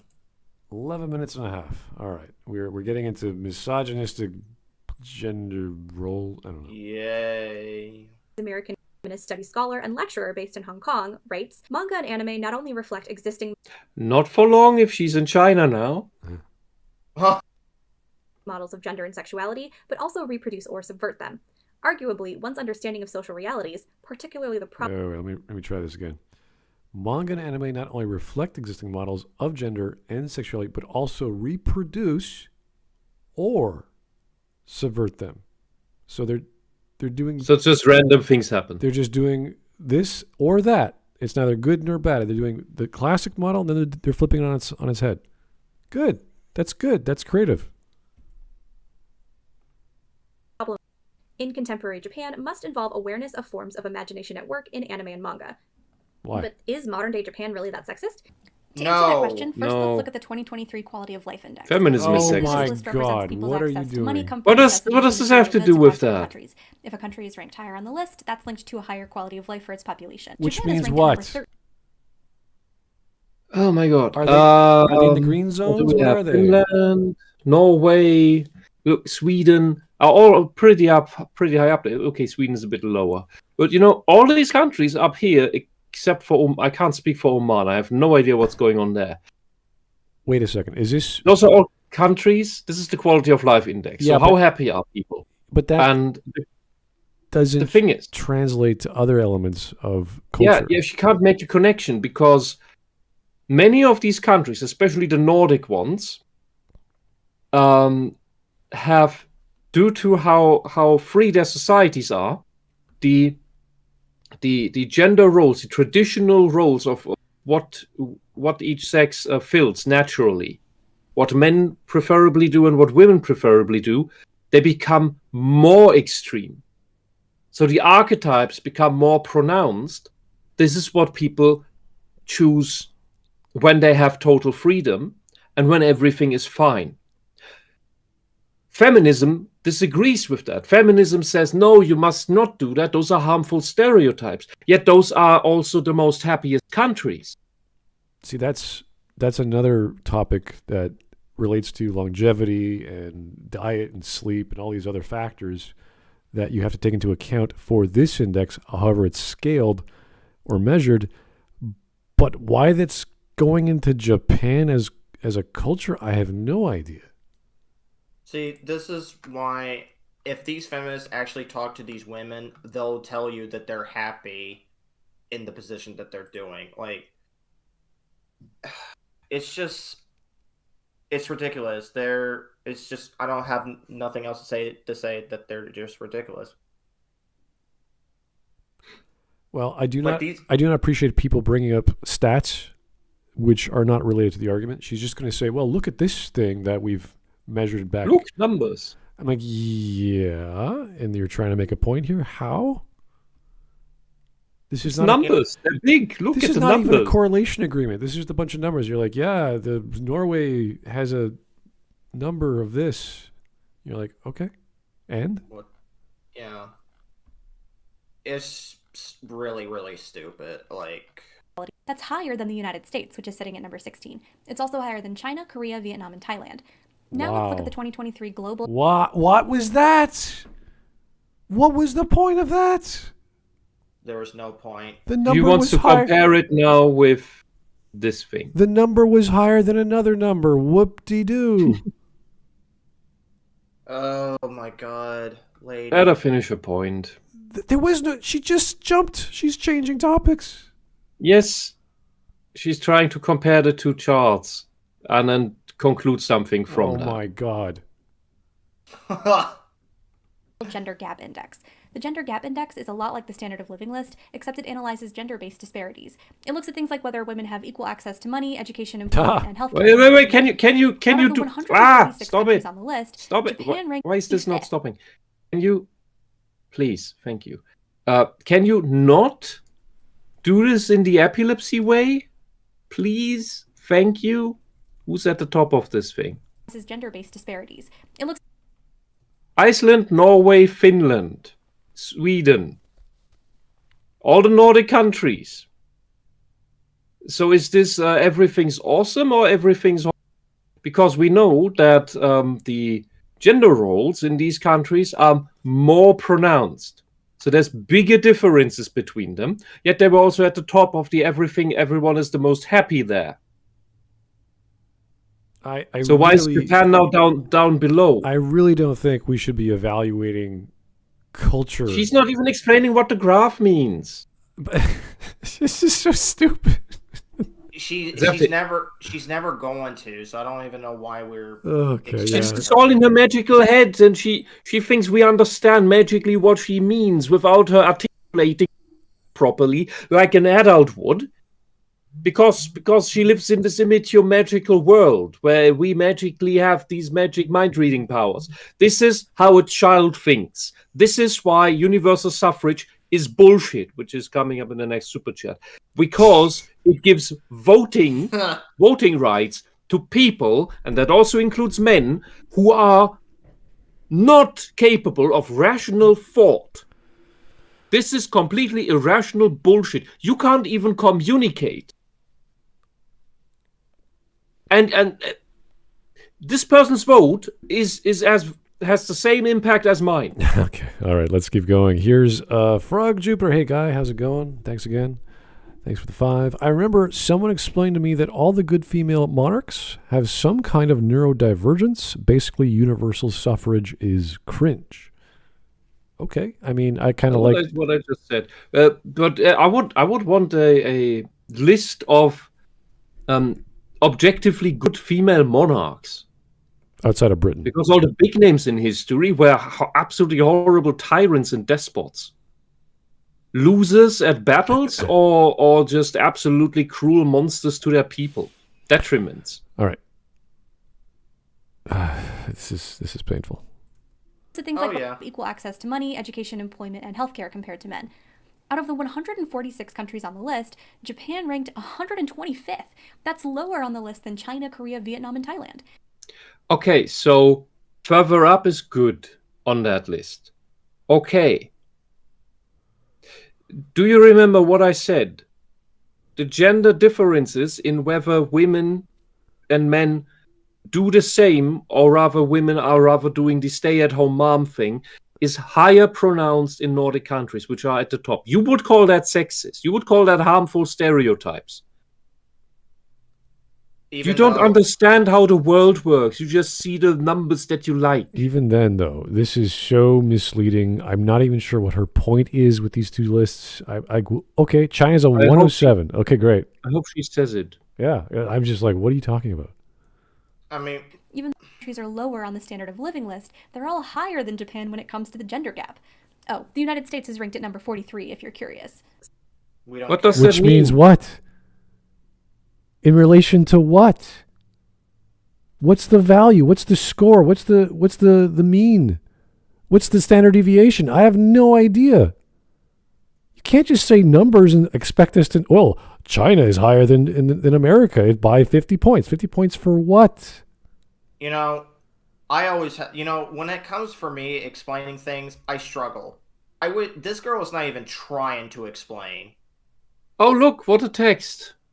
Japan's score on education and health indicated a closed or almost closed gender gap. Okay, so it's gone. However, in terms of political empowerment, the country ranked well below the average global score, blah, blah, blah, blah, blah.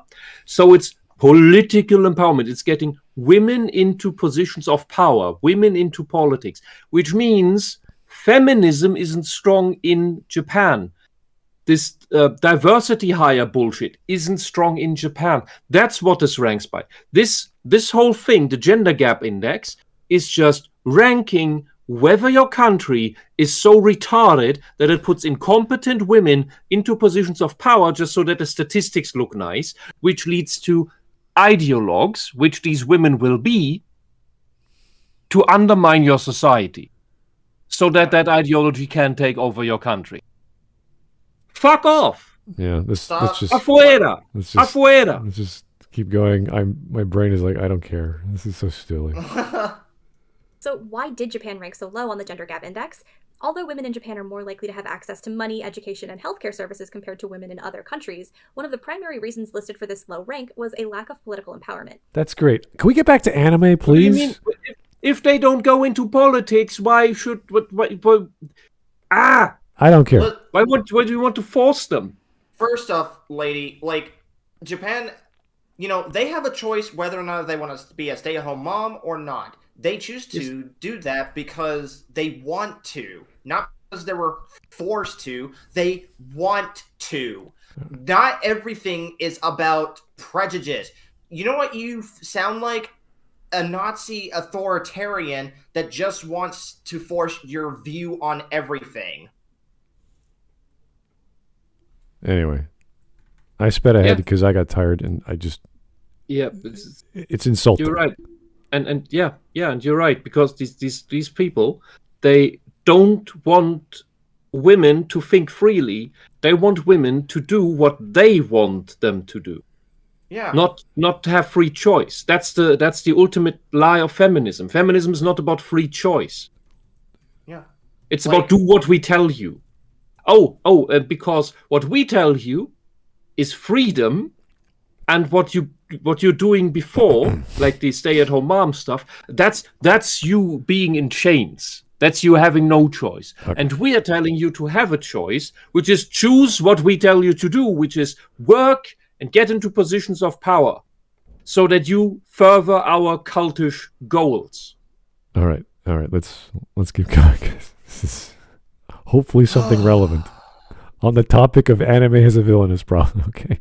No, I think that topic is gone. I know, but we're hoping it's somewhere in the next few minutes. There are not enough female villains because there's not enough female empowerment in the diet of the Japan government. If we had more female empowerment, there would be more female villains because we would have more evil women. Yeah, like she didn't even talk about the system of government, how it came about, or imperialism. No, just women. Japan. Yeah, okay, sure. Why do you want to see more evil women? Dunk on anime villainesses. I love most of the villainesses I've criticized. My 14-year-old self wanted to be Conan, and my current self wants to get stepped on by Esdeath. This all started with a meme and a cooking metaphor. Deranged. And to be honest, I've been playing that cooking metaphor pretty fast and loose up until now. But this is not what I initially intended.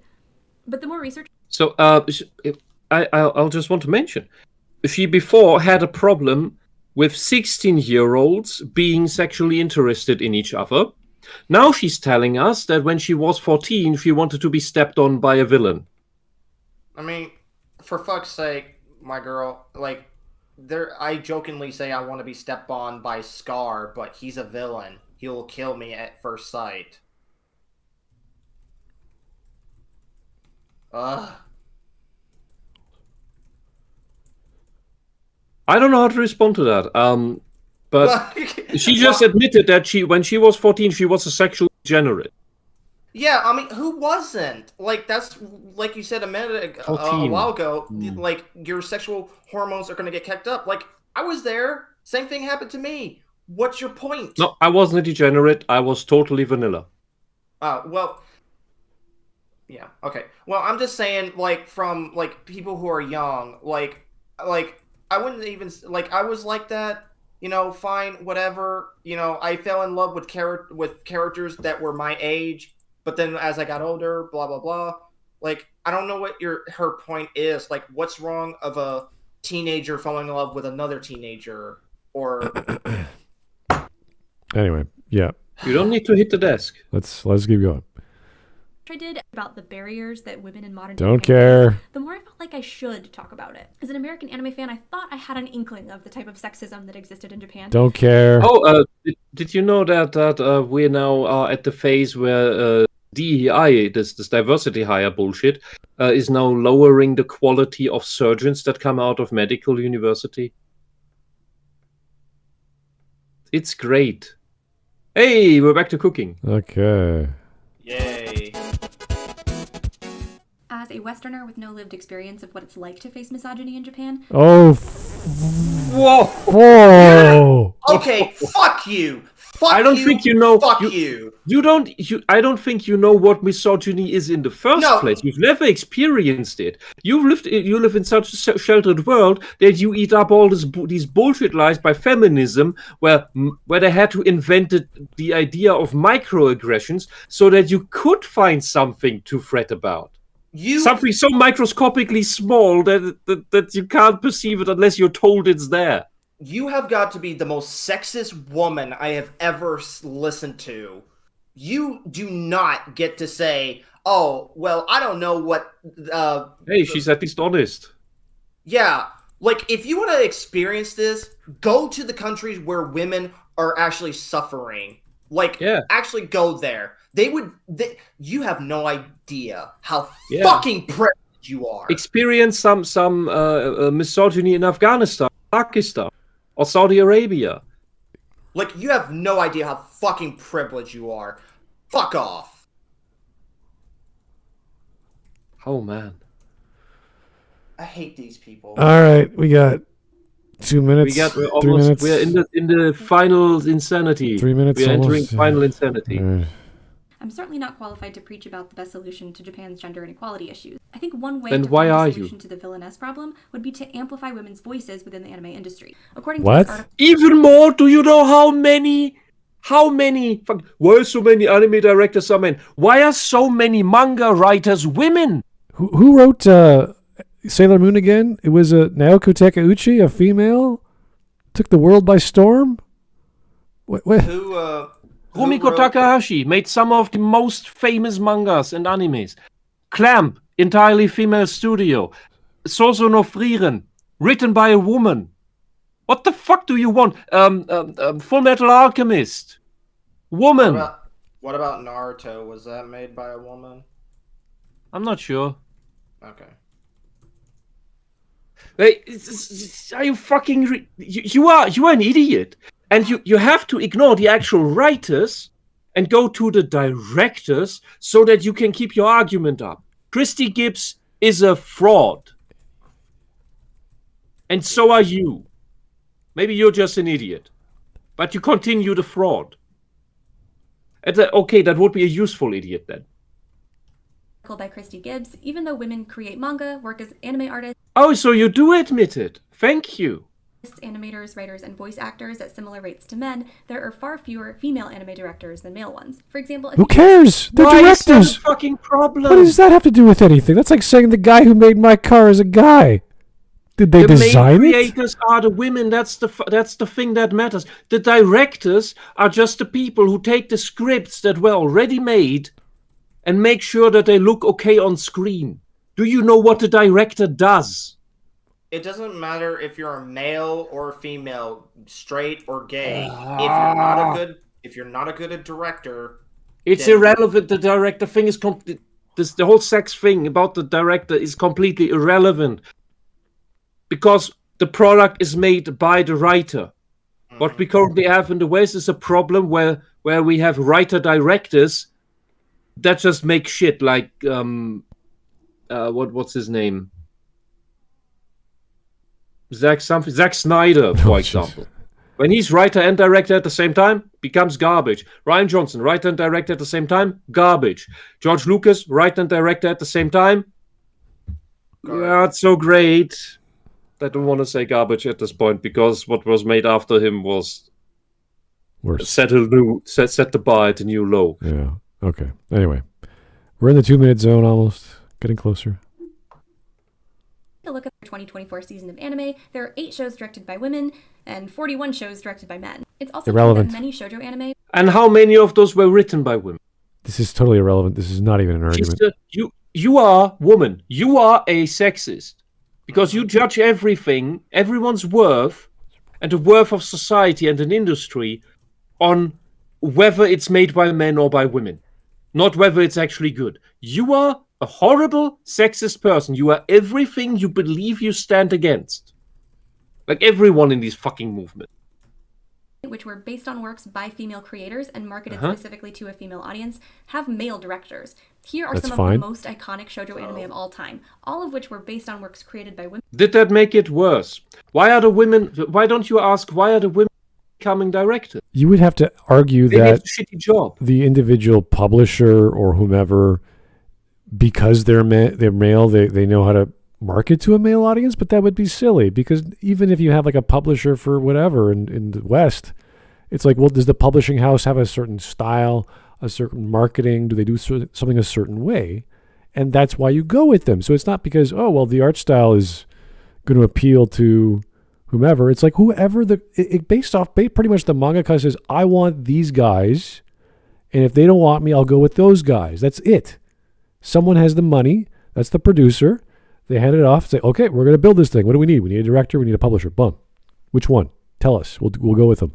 And they do pitches. And sometimes there's a pitching war or a budget war. And people say, I want it. No, you get it. And I'm going to give you this. I'll give you this much money. I'll give you this much marketing and blah, blah, blah. It's normal, standard procedure to go to a publishing house or any kind of house that does the publications, video games, media, and all types, and to bid on the project. If everyone wants it, if it's a good project, obviously, if it's just one guy and he's just trying to get his thing made into an anime. And there's lots of bad animes out there from mangas I've read, which should never have been made into animes. And you're like, oh, that's a thing coming out this winter. I wasn't expecting that. It's like, okay. So are those things money laundering? Sometimes the quality is so bad. I'm like, how did this thing even get through the door? I don't know why anyone would ever want to do that. But yeah, why did anyone work on it? Not that the animation is bad or the production's bad. It's just the story is so silly that you don't know who this is for, because there's actual better anime and manga out there for this particular genre. And but with isekai especially, because there's so much, and you're like, why did this nothing that has maybe 100,000 views on a popular site get published? I don't know, into an anime. I don't know. Hard to say. Maybe it's the studio had room, didn't have a project, and it was the best license they could get. Yeah, remember One Punch Man season 2? Everyone's like, oh, the house is not as good. They're spending less money. They're making less episodes. And you could tell, yeah, it's different. It wasn't bad, but it was nowhere near as good as the first season. Yeah. Anyway, this is such a nuanced business argument that she's not even making a business argument. She's just saying, oh, men and women, directors. Why aren't you becoming a director? Yeah, like if you're so hell-bent on not less women directors, yeah, become a director. Someone else should do that. I want to keep making video essays. It's such a stupid issue. If you have a desire to be a director, which is a very niche role in that whole production, I mean, no one cares. It's like you could do, if you think you're the best one with the vision and you got the backing of the producer, then yeah, we're going to go with you. We don't care what you got in between your legs. Like, why would we? That's silly. I mean, do what I fucking do. I'm putting my time and effort to create the things I want to see rather than complain about it. Just fucking do it. Which is what the women in Japan are doing, that are writing instead of directing. Like, the more you complain about something and not put it in action, you're never going to succeed with it. That's why you got to put things in action. And, you may not succeed all the time, but it's a start to get you somewhere. We've got... Sorry. No, we're at the 2-minute mark. Okay, here we go. And all of which were directed by men. Adapting more manga created by women and giving them the opportunity to not only participate, but lead the industry could open up a whole new world of possibilities for creators and fans. Some extremely successful projects have been spearheaded by women. For instance, the critically acclaimed movie A Silent Voice was based on a manga created by Yoshitoko Oima, screenwritten by Reiko Yoshida, and directed by Naoko Yamada. Yamada is also known for her direction of K-On!, which won the... So you're only happy when all is women. When feminism complains that society is erasing women, the truth is that too is a projection, because feminism seeks to erase men. And the current iteration of feminism also seeks to erase women at the same time by claiming they need to be men, need to become men. But that's another topic that thankfully she's not getting into. Yeah. Best TV Animation 2010 Tokyo International Anime Fair. As fans of anime, we can make an effort to support female creators by purchasing content created and directed. Oh, shut up. We buy what's good, not by... What? Look, absolute you are rubbish. sexist because you want to buy stuff because it's made by sex X instead of sex Y. You are a sexist. You don't care whether the thing is good or not. You're a fucking idiot. Yeah. Can you imagine if Batman was made by a woman and be like, oh no. I mean, it's the same thing if a certain anime was made by, like, a gay guy. I don't care if he's gay, bi, or whatever. I don't care if Hitler made it. I would not bother me. I'd be like, wow, this is a great show. I mean, to be fair, Hitler was a good artist. No, he wasn't, you fucking idiot. Okay, let's not bring that up. Where'd you get that from? What I'm saying. Have you seen his pictures? Stop. Anyway, it doesn't matter. The whole point is that we do not care how product came into our eyeballs and we enjoyed it. Yes, we will buy it. We consumed it. It's great. We put it up on our shelf. We take it out every now and again. But we do not care that the creator of Berserk is a guy. We do care that he's gone because we're like, uh-oh, the visionary's gone. How do we get that back? And the people around him is like, don't worry, we're going to bring it back. We're going to finish it off and do it in the way that we think he would have wanted or she would have wanted. We were like, awesome, I'll be there. Because it's a good story. Not because the guy did it or the girl did it. So this is a really sad realization that she has not made yet. She's saying very sexist things in the stupidest fangirlish way I could think. Like she went, oh, let's support the girls doing this. It's like, okay, you want to buy stuff produced, written, drawn, and directed, like marketed? Like you go all the way? Like is it all women? Is this your new thing? Like what's that going to do? Why not just get things that are good regardless who they're from? Well, even if, I don't know, there's an uptick in that sales for that one all-female product, Japan's going to be like, that's weird. Foreign market's buying 0.01% more. That's amazing. We'll do this Gundam anime next, or whatever's on the docket. So go ahead, buy whatever you like. We don't care. But your reasoning is explicitly sexist. Mm-hmm. But hey, it's okay when she said it, but it's not okay when others says it. Yeah, we got a minute left. By women, studios are more likely to adapt these works and give them higher production budgets Nope. if they see that fans are willing to spend money on them. Nope. So far, I've been pretty focused on criticizing the ways that I think anime fails its female villains, but I also want to take a moment to praise. What criticism did you levy at these female villains aside from them being too feminine and not feminine enough, which was not even your opinion, it was someone else's, which makes them villainous, which is the most nonsensical. Hey, I'm a good YouTuber because I do too much YouTubing and not enough YouTubing. Okay. Really? That's what makes me a good YouTuber? Does that make any logical sense? No, it doesn't. I mean, that's like me saying like, hey, I'm a good artist because I do X and Y. It's like, okay, what do you have?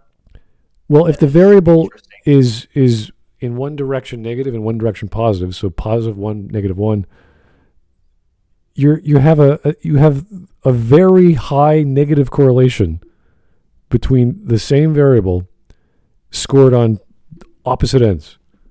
Now that could have a relative argument to probability. How does that happen?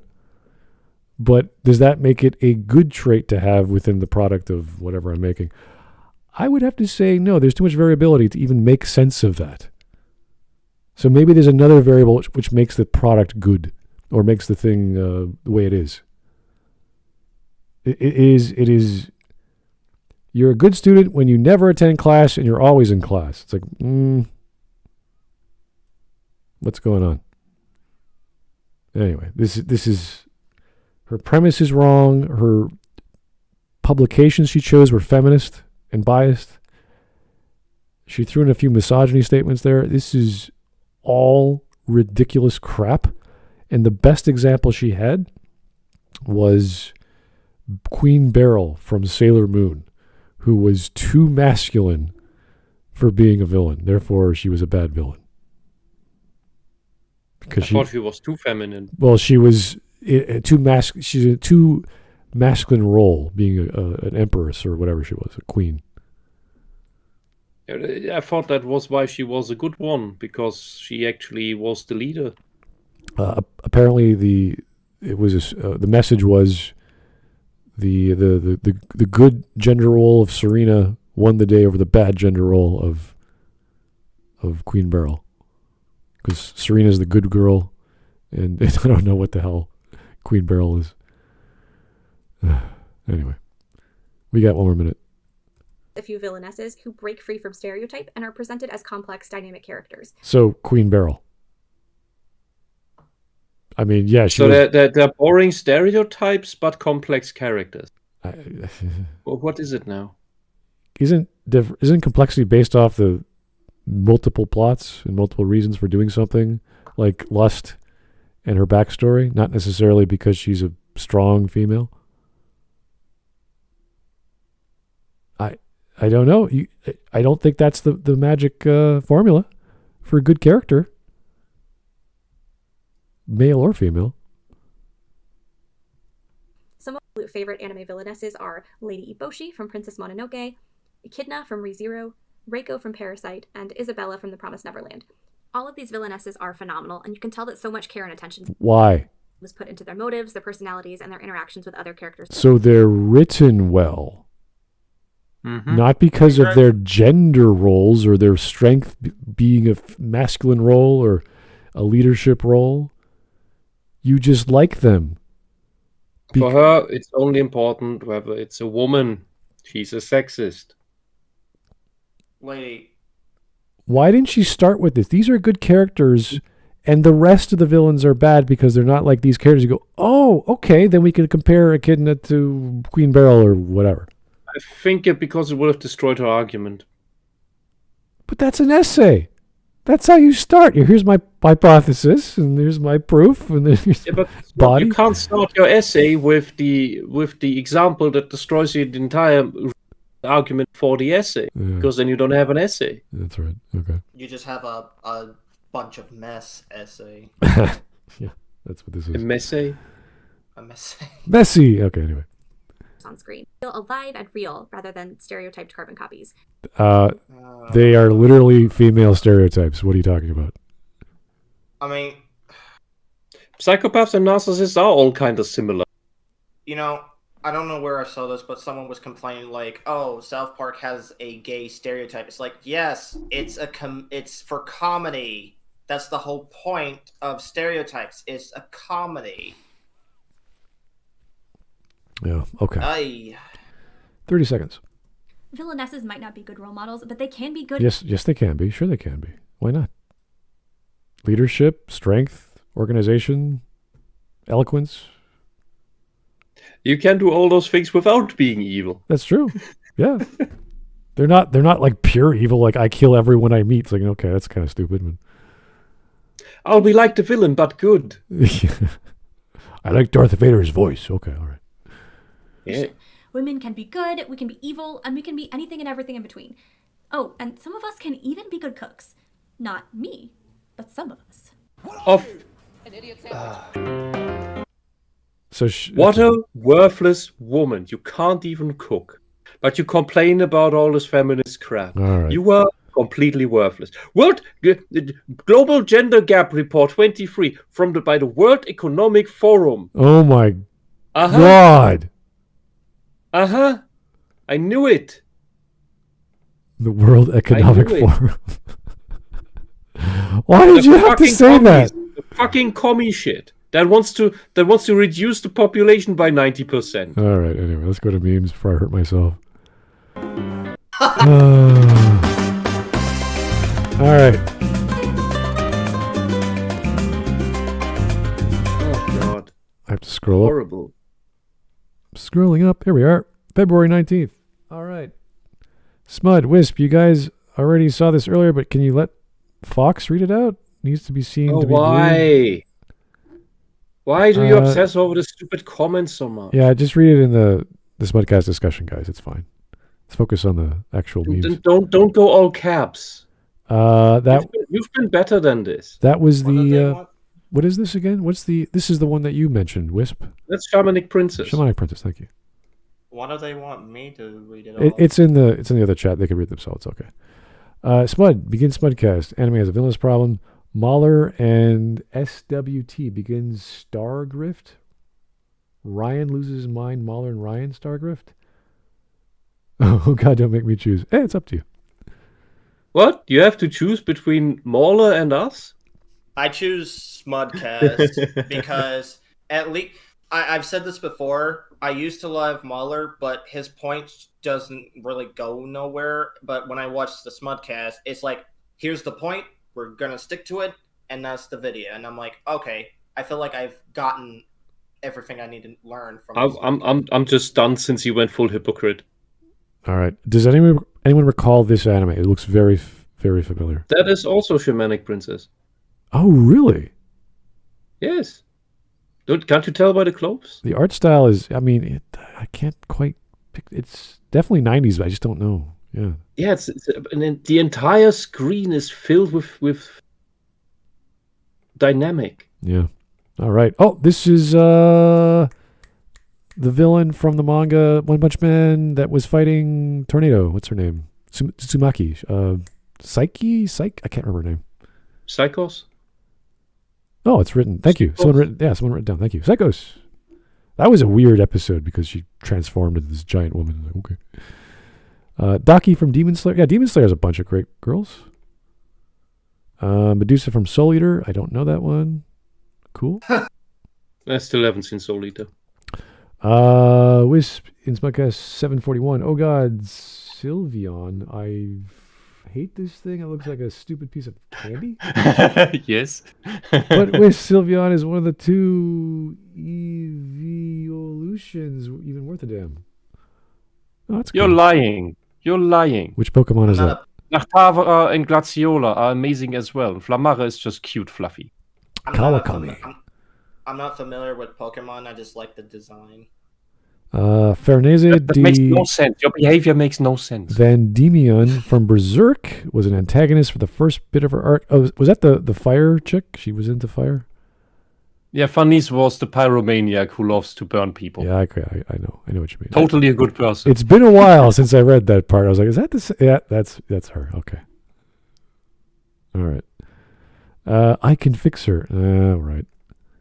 Fraud, kidnapping, theft, terrorism, torture, animal cruelty, attempted fratricide, abuse of power, treason, aiding and abetting, unlawful imprisonment, psychological abuse, crimes against humanity, vandalism, corruption, endangerment. I think that's the nice list. Yeah. Queen Himika from Steel Jig? Steel Jig. Wow, what the heck design is that? Interesting. Is her hair horns or what is that? Could be a helmet. Yeah. This legit happened. Okay. Walks in on Rotom listening to Smudcast. This guy's got a funny German accent. That's a girl, Mom. Nuh-uh. Shoot the computer. Hey, crazy lady, I'm trans. Well, I'll be. All right. That's cute. Why is it the female has to cook? As role models, you must be careful not to fall into gender stereotypes. While I agree with you in principle, the simple fact is I'm the only one who knows how to cook, and I enjoy it. What you like is unimportant. You're a role model. How? No. Okay. I can't read that. That's way too small. I'll read it later. Yeah. Rip Van Winkle from Helsing. She was barely in the show. I think she died rather quickly. But, yeah. Cool enough. Yeah. Yeah. Stop. Same thing? Nope. Hey, son, what you doing on the computer? I'm making memes with the Smudcast, Dad. Pretty neat, isn't it? Where did I go wrong as a parent? Yeah, I know. Yeah. It happens. There's ER's avatar. Yeah, you're right. It is pretty much the Sailor Moon villain every show. First season.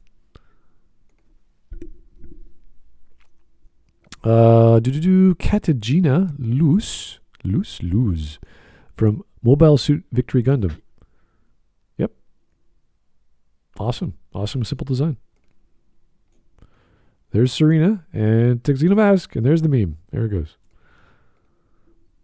The spot the difference memes are becoming harder. Yeah. Yeah. It's also Pinkie Pie. Huh? Sylveon and Pinkie Pie look almost the same. I've watched the show Malponia. They don't. Okay, maybe I'm missing. Same vibe. Put them next to each other. Is They that have a- the same fucking expression. Is that a guy or a girl? Can someone please tell me? What are you looking at? The 18 years old Fujoshi. Oh god. Oh my god! What is that? Fujoshi. Fujo. Okay. Anyway. Charasoon from Mobile Suit Gundam ZZ. Wow, that's an old one. I don't remember that one at all. Looks cool. Kirby. I'd totally watch it. You agree with me, right, Kirby? Poyo! Did that happen? Did they put a Nintendo character with Sailor Moon? I'm not sure. I wish it did. Oh, it's Kirby who just sucked in Sailor Moon. Awesome. Man. I'm Tuxedo Mask. And then Of course, Sailor Moon and Sonic is from DeviantArt. Then we got Sonic and yeah. All right. Oh, Balalaika, there she is. Cool. Anyone from Black Lagoon's pretty cool. Malty S. Melromark from Rising the Shield Hero. Yep. That's the villain. Miss Melodramatic. Yep. There's all kinds of villains in that story, though. Salty Melodramatic. I think that's the pun. Rizun and Rakasakawa. I don't always watch the moon, but when I do, it's for obvious reasons. For cosplay? Yes, for cosplay, Smart. For cosplay. Is it? I think, yeah, it's not. I get it. Neptune's a bit tall, don't you think? So what? What you got against tall women? Well, no, I'm just saying Uranus should be a lot taller. Yeah. Anyway, not gonna blame the cosplayers for their height. They can't change that. Reiko Tamura from Parasite. Yeah, Parasite is not really my thing. I read the manga. It was fine. Mom, come pick me up. Sailor Moon mentioned.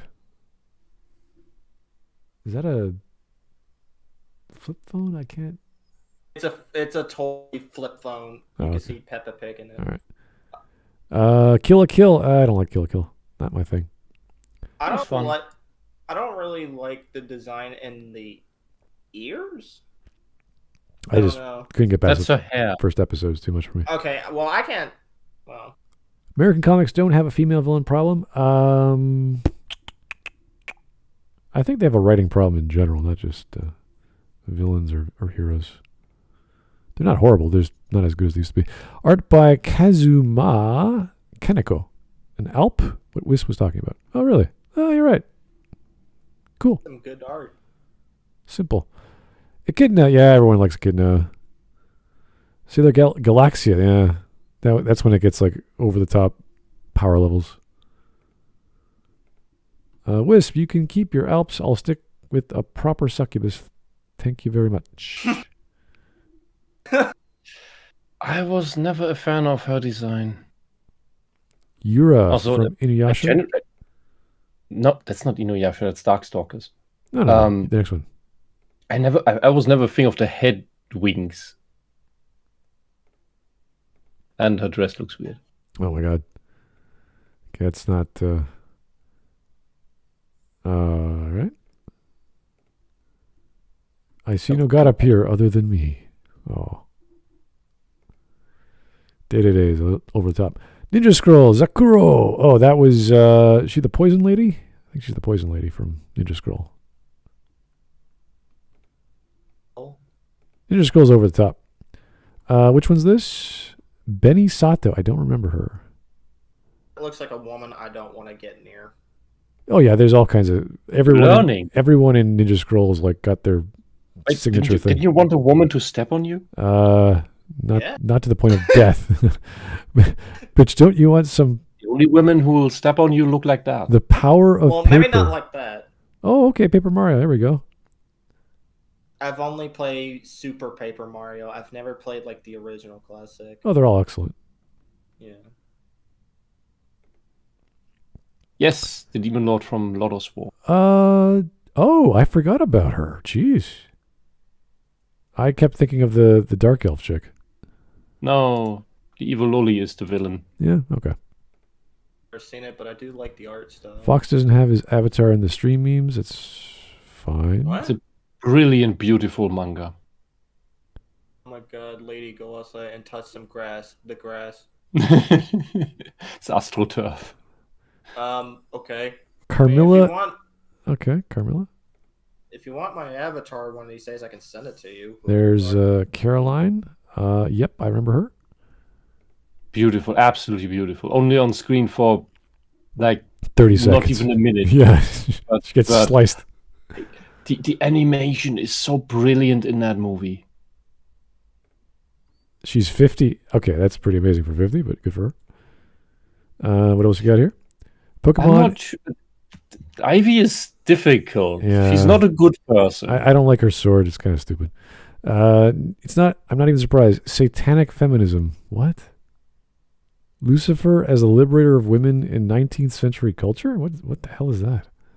Oh God, I need to get that book for analytical reasons at a good laugh. That doesn't even make any sense. It fits 100% because feminism is a completely egocentric idea. Oh, okay. It is basically satanic in that sense. Yeah, but Satanism is still a religion dependent on another religion, so you're associating a religion feminism, with an ideology. Feminism endorses all the negative aspects that Christianity talks about. It cherishes all the sins and despises the virtues. All right, here is a Survivor collage of 4 seasons of Survivor. Wisp, you know which one it was with all the women that had to survive? No, I only know that episode. Oh, okay. Yeah, I don't. Those episodes. I never watched Survivor, honestly. I have no idea. Did it appear like on Animal Planets, or what was this broadcast on? Don't know. You will if you just look for Survival Island women, find it. So here we have other villains in Western culture, I guess you could say. Rita Repulsa and Queen. She's so awesome. I almost got an autograph from her. Oh yeah, she's great. I've heard her talk. She's amazing. What's with the cute anime girls and bubble baths? I mean, why wouldn't you do that? I mean, I've done that before. When I had a bubble bath, it's great. The Bayonetta movie was a bit weak, but not as weak as Bayonetta 3. The movie was at least still honest to the material. And about women's rights, it's time to discuss women's wrongs.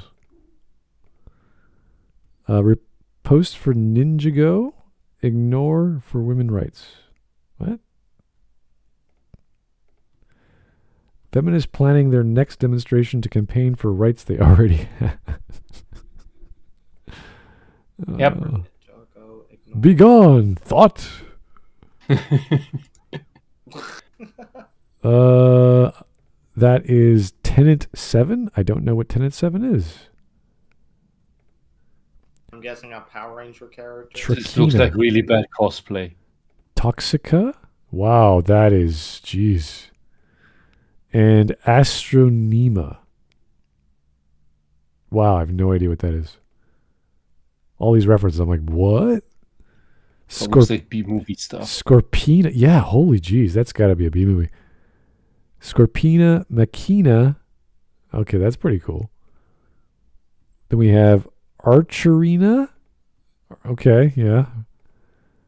Scorpina could almost be a Mortal Kombat character. Diva Talks. Interesting. That's that cosplay, though. Astronema. Oh, she looks cool. Very early 80s B-movie sci-fi. Also, fun fact, Makina was voiced by Alex Borstein, better known as Lois Griffin. Oh, Family Guy. Cool. Huh. I got to watch this a few times. All kinds of... This GIF, I know what it is. I forgot the name of the YouTuber, but he was singing about, like, I like tall women, I like short women, I like fat women, I like muscular women, I like... so on and so on. Yeah. So he's sex deprived. He has no preferences. I mean, he doesn't care what he's gonna find. I mean, yeah, I guess. I mean, good on him, I guess. Good on him? I don't know. I mean, I like all of the above. Like, all right. I mean, if you have a preference for all the above, well, sure, it's not a preference. If you just like everything, then there's no preferences. It's kind of look. There's a thing when some men, when they can't get sexually satisfied because they can't get laid for a long time, their standards sink and sink and sink and sink so far into the ground that they'll fuck anything that has a hole. That's what that guy is. Even Batwoman was created by men. I mean, most things were created by men. It's not a big deal. Here's a palate cleanser. Whoa, what the... I forgot the name of the movie, and... It happens so fast, I don't know what... Anyway. Oh, you scrolled past the Hitler painting. I did? You did. All right. Titan. What is going on? All right. Darth Asina or Akina from Star Wars: The Old Republic. Oh, there's so many males and females in that story that are villains. Oh, now I see the painting. What? The important part. You know, Amy, anytime someone calls attention to breaking of gender roles, it ultimately undermines the concept of gender equality by implying that this is an exception and not the status quo. Okay, now I see the problem with this painting. Yeah, some of this does not make any sense. Why did you say he was a good artist? Well, I saw like one painting that he did that I thought was really good, but I didn't know he did stuff like this that didn't make sense. All right. None of his pictures make sense. You just didn't look close enough. You just looked superficially over it. Here's Queen Victoria. Were women to unsex themselves by claiming equality with men, they would become the most hateful, heathen, and disgusting of beings, and would surely perish without male protection. Smart woman. Queen Victoria, the head of a country at the time. And here's the punchline. What? Just because I'm a meathead doesn't mean I'm not a feminist. And the last one, Shiro from Dead Man Wonderland. Yeah, Dead Man Wonderland has got... That was such a waste of a thing. I regret having watched it. The animation was good. I liked it. Yeah, the animation was good, but not anything that happened. Anyway, I've got a giant post I want to put on our video, pretty much telling her off with all the comments. Not all the comments, but most of the comments we made. And if we do one more of hers, I mean, we can cover another. They're not that bad in terms of length, but holy Jesus, they are horrible. I mean, if it's a video that might pique my interest, I might join, but yeah, this one was just bad, and she's just being incredibly sexist and all that. I don't know if I can even stand her at this point. It's one of those, like if you just took her to the side and said, did you just say you would rather buy stuff from women, made by women, written by women, produced by women, right? Like, isn't that a little, I don't know, the thing you're against? Like these feminists just doesn't understand how sexist they sound, and yet they're saying like that men are truly sexist. Yeah, keep telling yourself usually we want to associate the female empowerment with the characters on the screen, not the people behind the scenes making the sausage. It's kind of like, I don't know how the sausage is made, but it better be with someone with a vagina. It's like, why does that matter? Unless you're a sexist. So anyway, we've gone down this route before. It's just the same old arguments. These people should not be talking about these things. They need to be more educated. And they need to actually have references outside of one, like Sailor Moon, and then actually connect the dots. I think she started it with at the end. And, start with what you like, why it's good, and then explain why the rest is not so good. That would have been a great criteria, a great template to work with. And then we can go, oh, okay, now I see where you're coming from. Let me go watch that anime with that character, why they're good, and then compare it to your example and see if you're right or wrong. That would have been a lot more helpful outside of saying, I like them. Not very helpful. I like Ms. Kobayashi Dragon Maid because all the characters are very interesting. They have their own interesting personality, and it's a very laid-back, good story. Yeah, and the manga for Quetzalcoatl is just a spin-off. I actually found it better than the original manga because it's more focused. It's more on the nose with their jokes and what they're trying to do. With the Dragon Maid, the manga, it's kind of like everyone's there, and they focus on this character and that character, and that's fine. I mean, it's kind of like with Monster Musu, where they'll focus on a character, or Musume. They focus on a character that needs to be focused on. Sometimes they'll focus on Centaurea, or Mia, or Poppy, or Sue. Yeah, Sue. Yeah, the giant slime power. Anyway, thanks, guys. That was Anime Day. Wow, sorry to go through that one, but holy jeez. leave a comment if you hated her video. If you liked it, leave a comment. Just tell her what's up, because this is weird. People cannot honestly think this way and think they're intelligent or knowledgeable or they do think they are analytical. That's the whole joke. Yeah. They're incapable of thinking that they are not. They're incapable of reflecting. This is what the Dunning-Kruger effect is all about. Oh, really? And I will say, like, if you do leave a comment to her, like, this is just me, but let's, like, try to keep it civil, because, well, regardless, they're probably not going to she's probably not going to listen anyway, but, you know, just tell her. The moment these people get too much critique, they will cry, "Oh, harassment," even though they have absolutely no problem dogpiling on videos that disagree with their stuff. Anyway, thank you guys for tuning in and the suggestion. I think we're going to cover them again if they do make another crazy video, because it's bonkers and it's so entertaining. Anyway, have a great one. I'm going to go warm up because I think my heater just broke, but I'll talk to you guys later. See you. Bye-bye.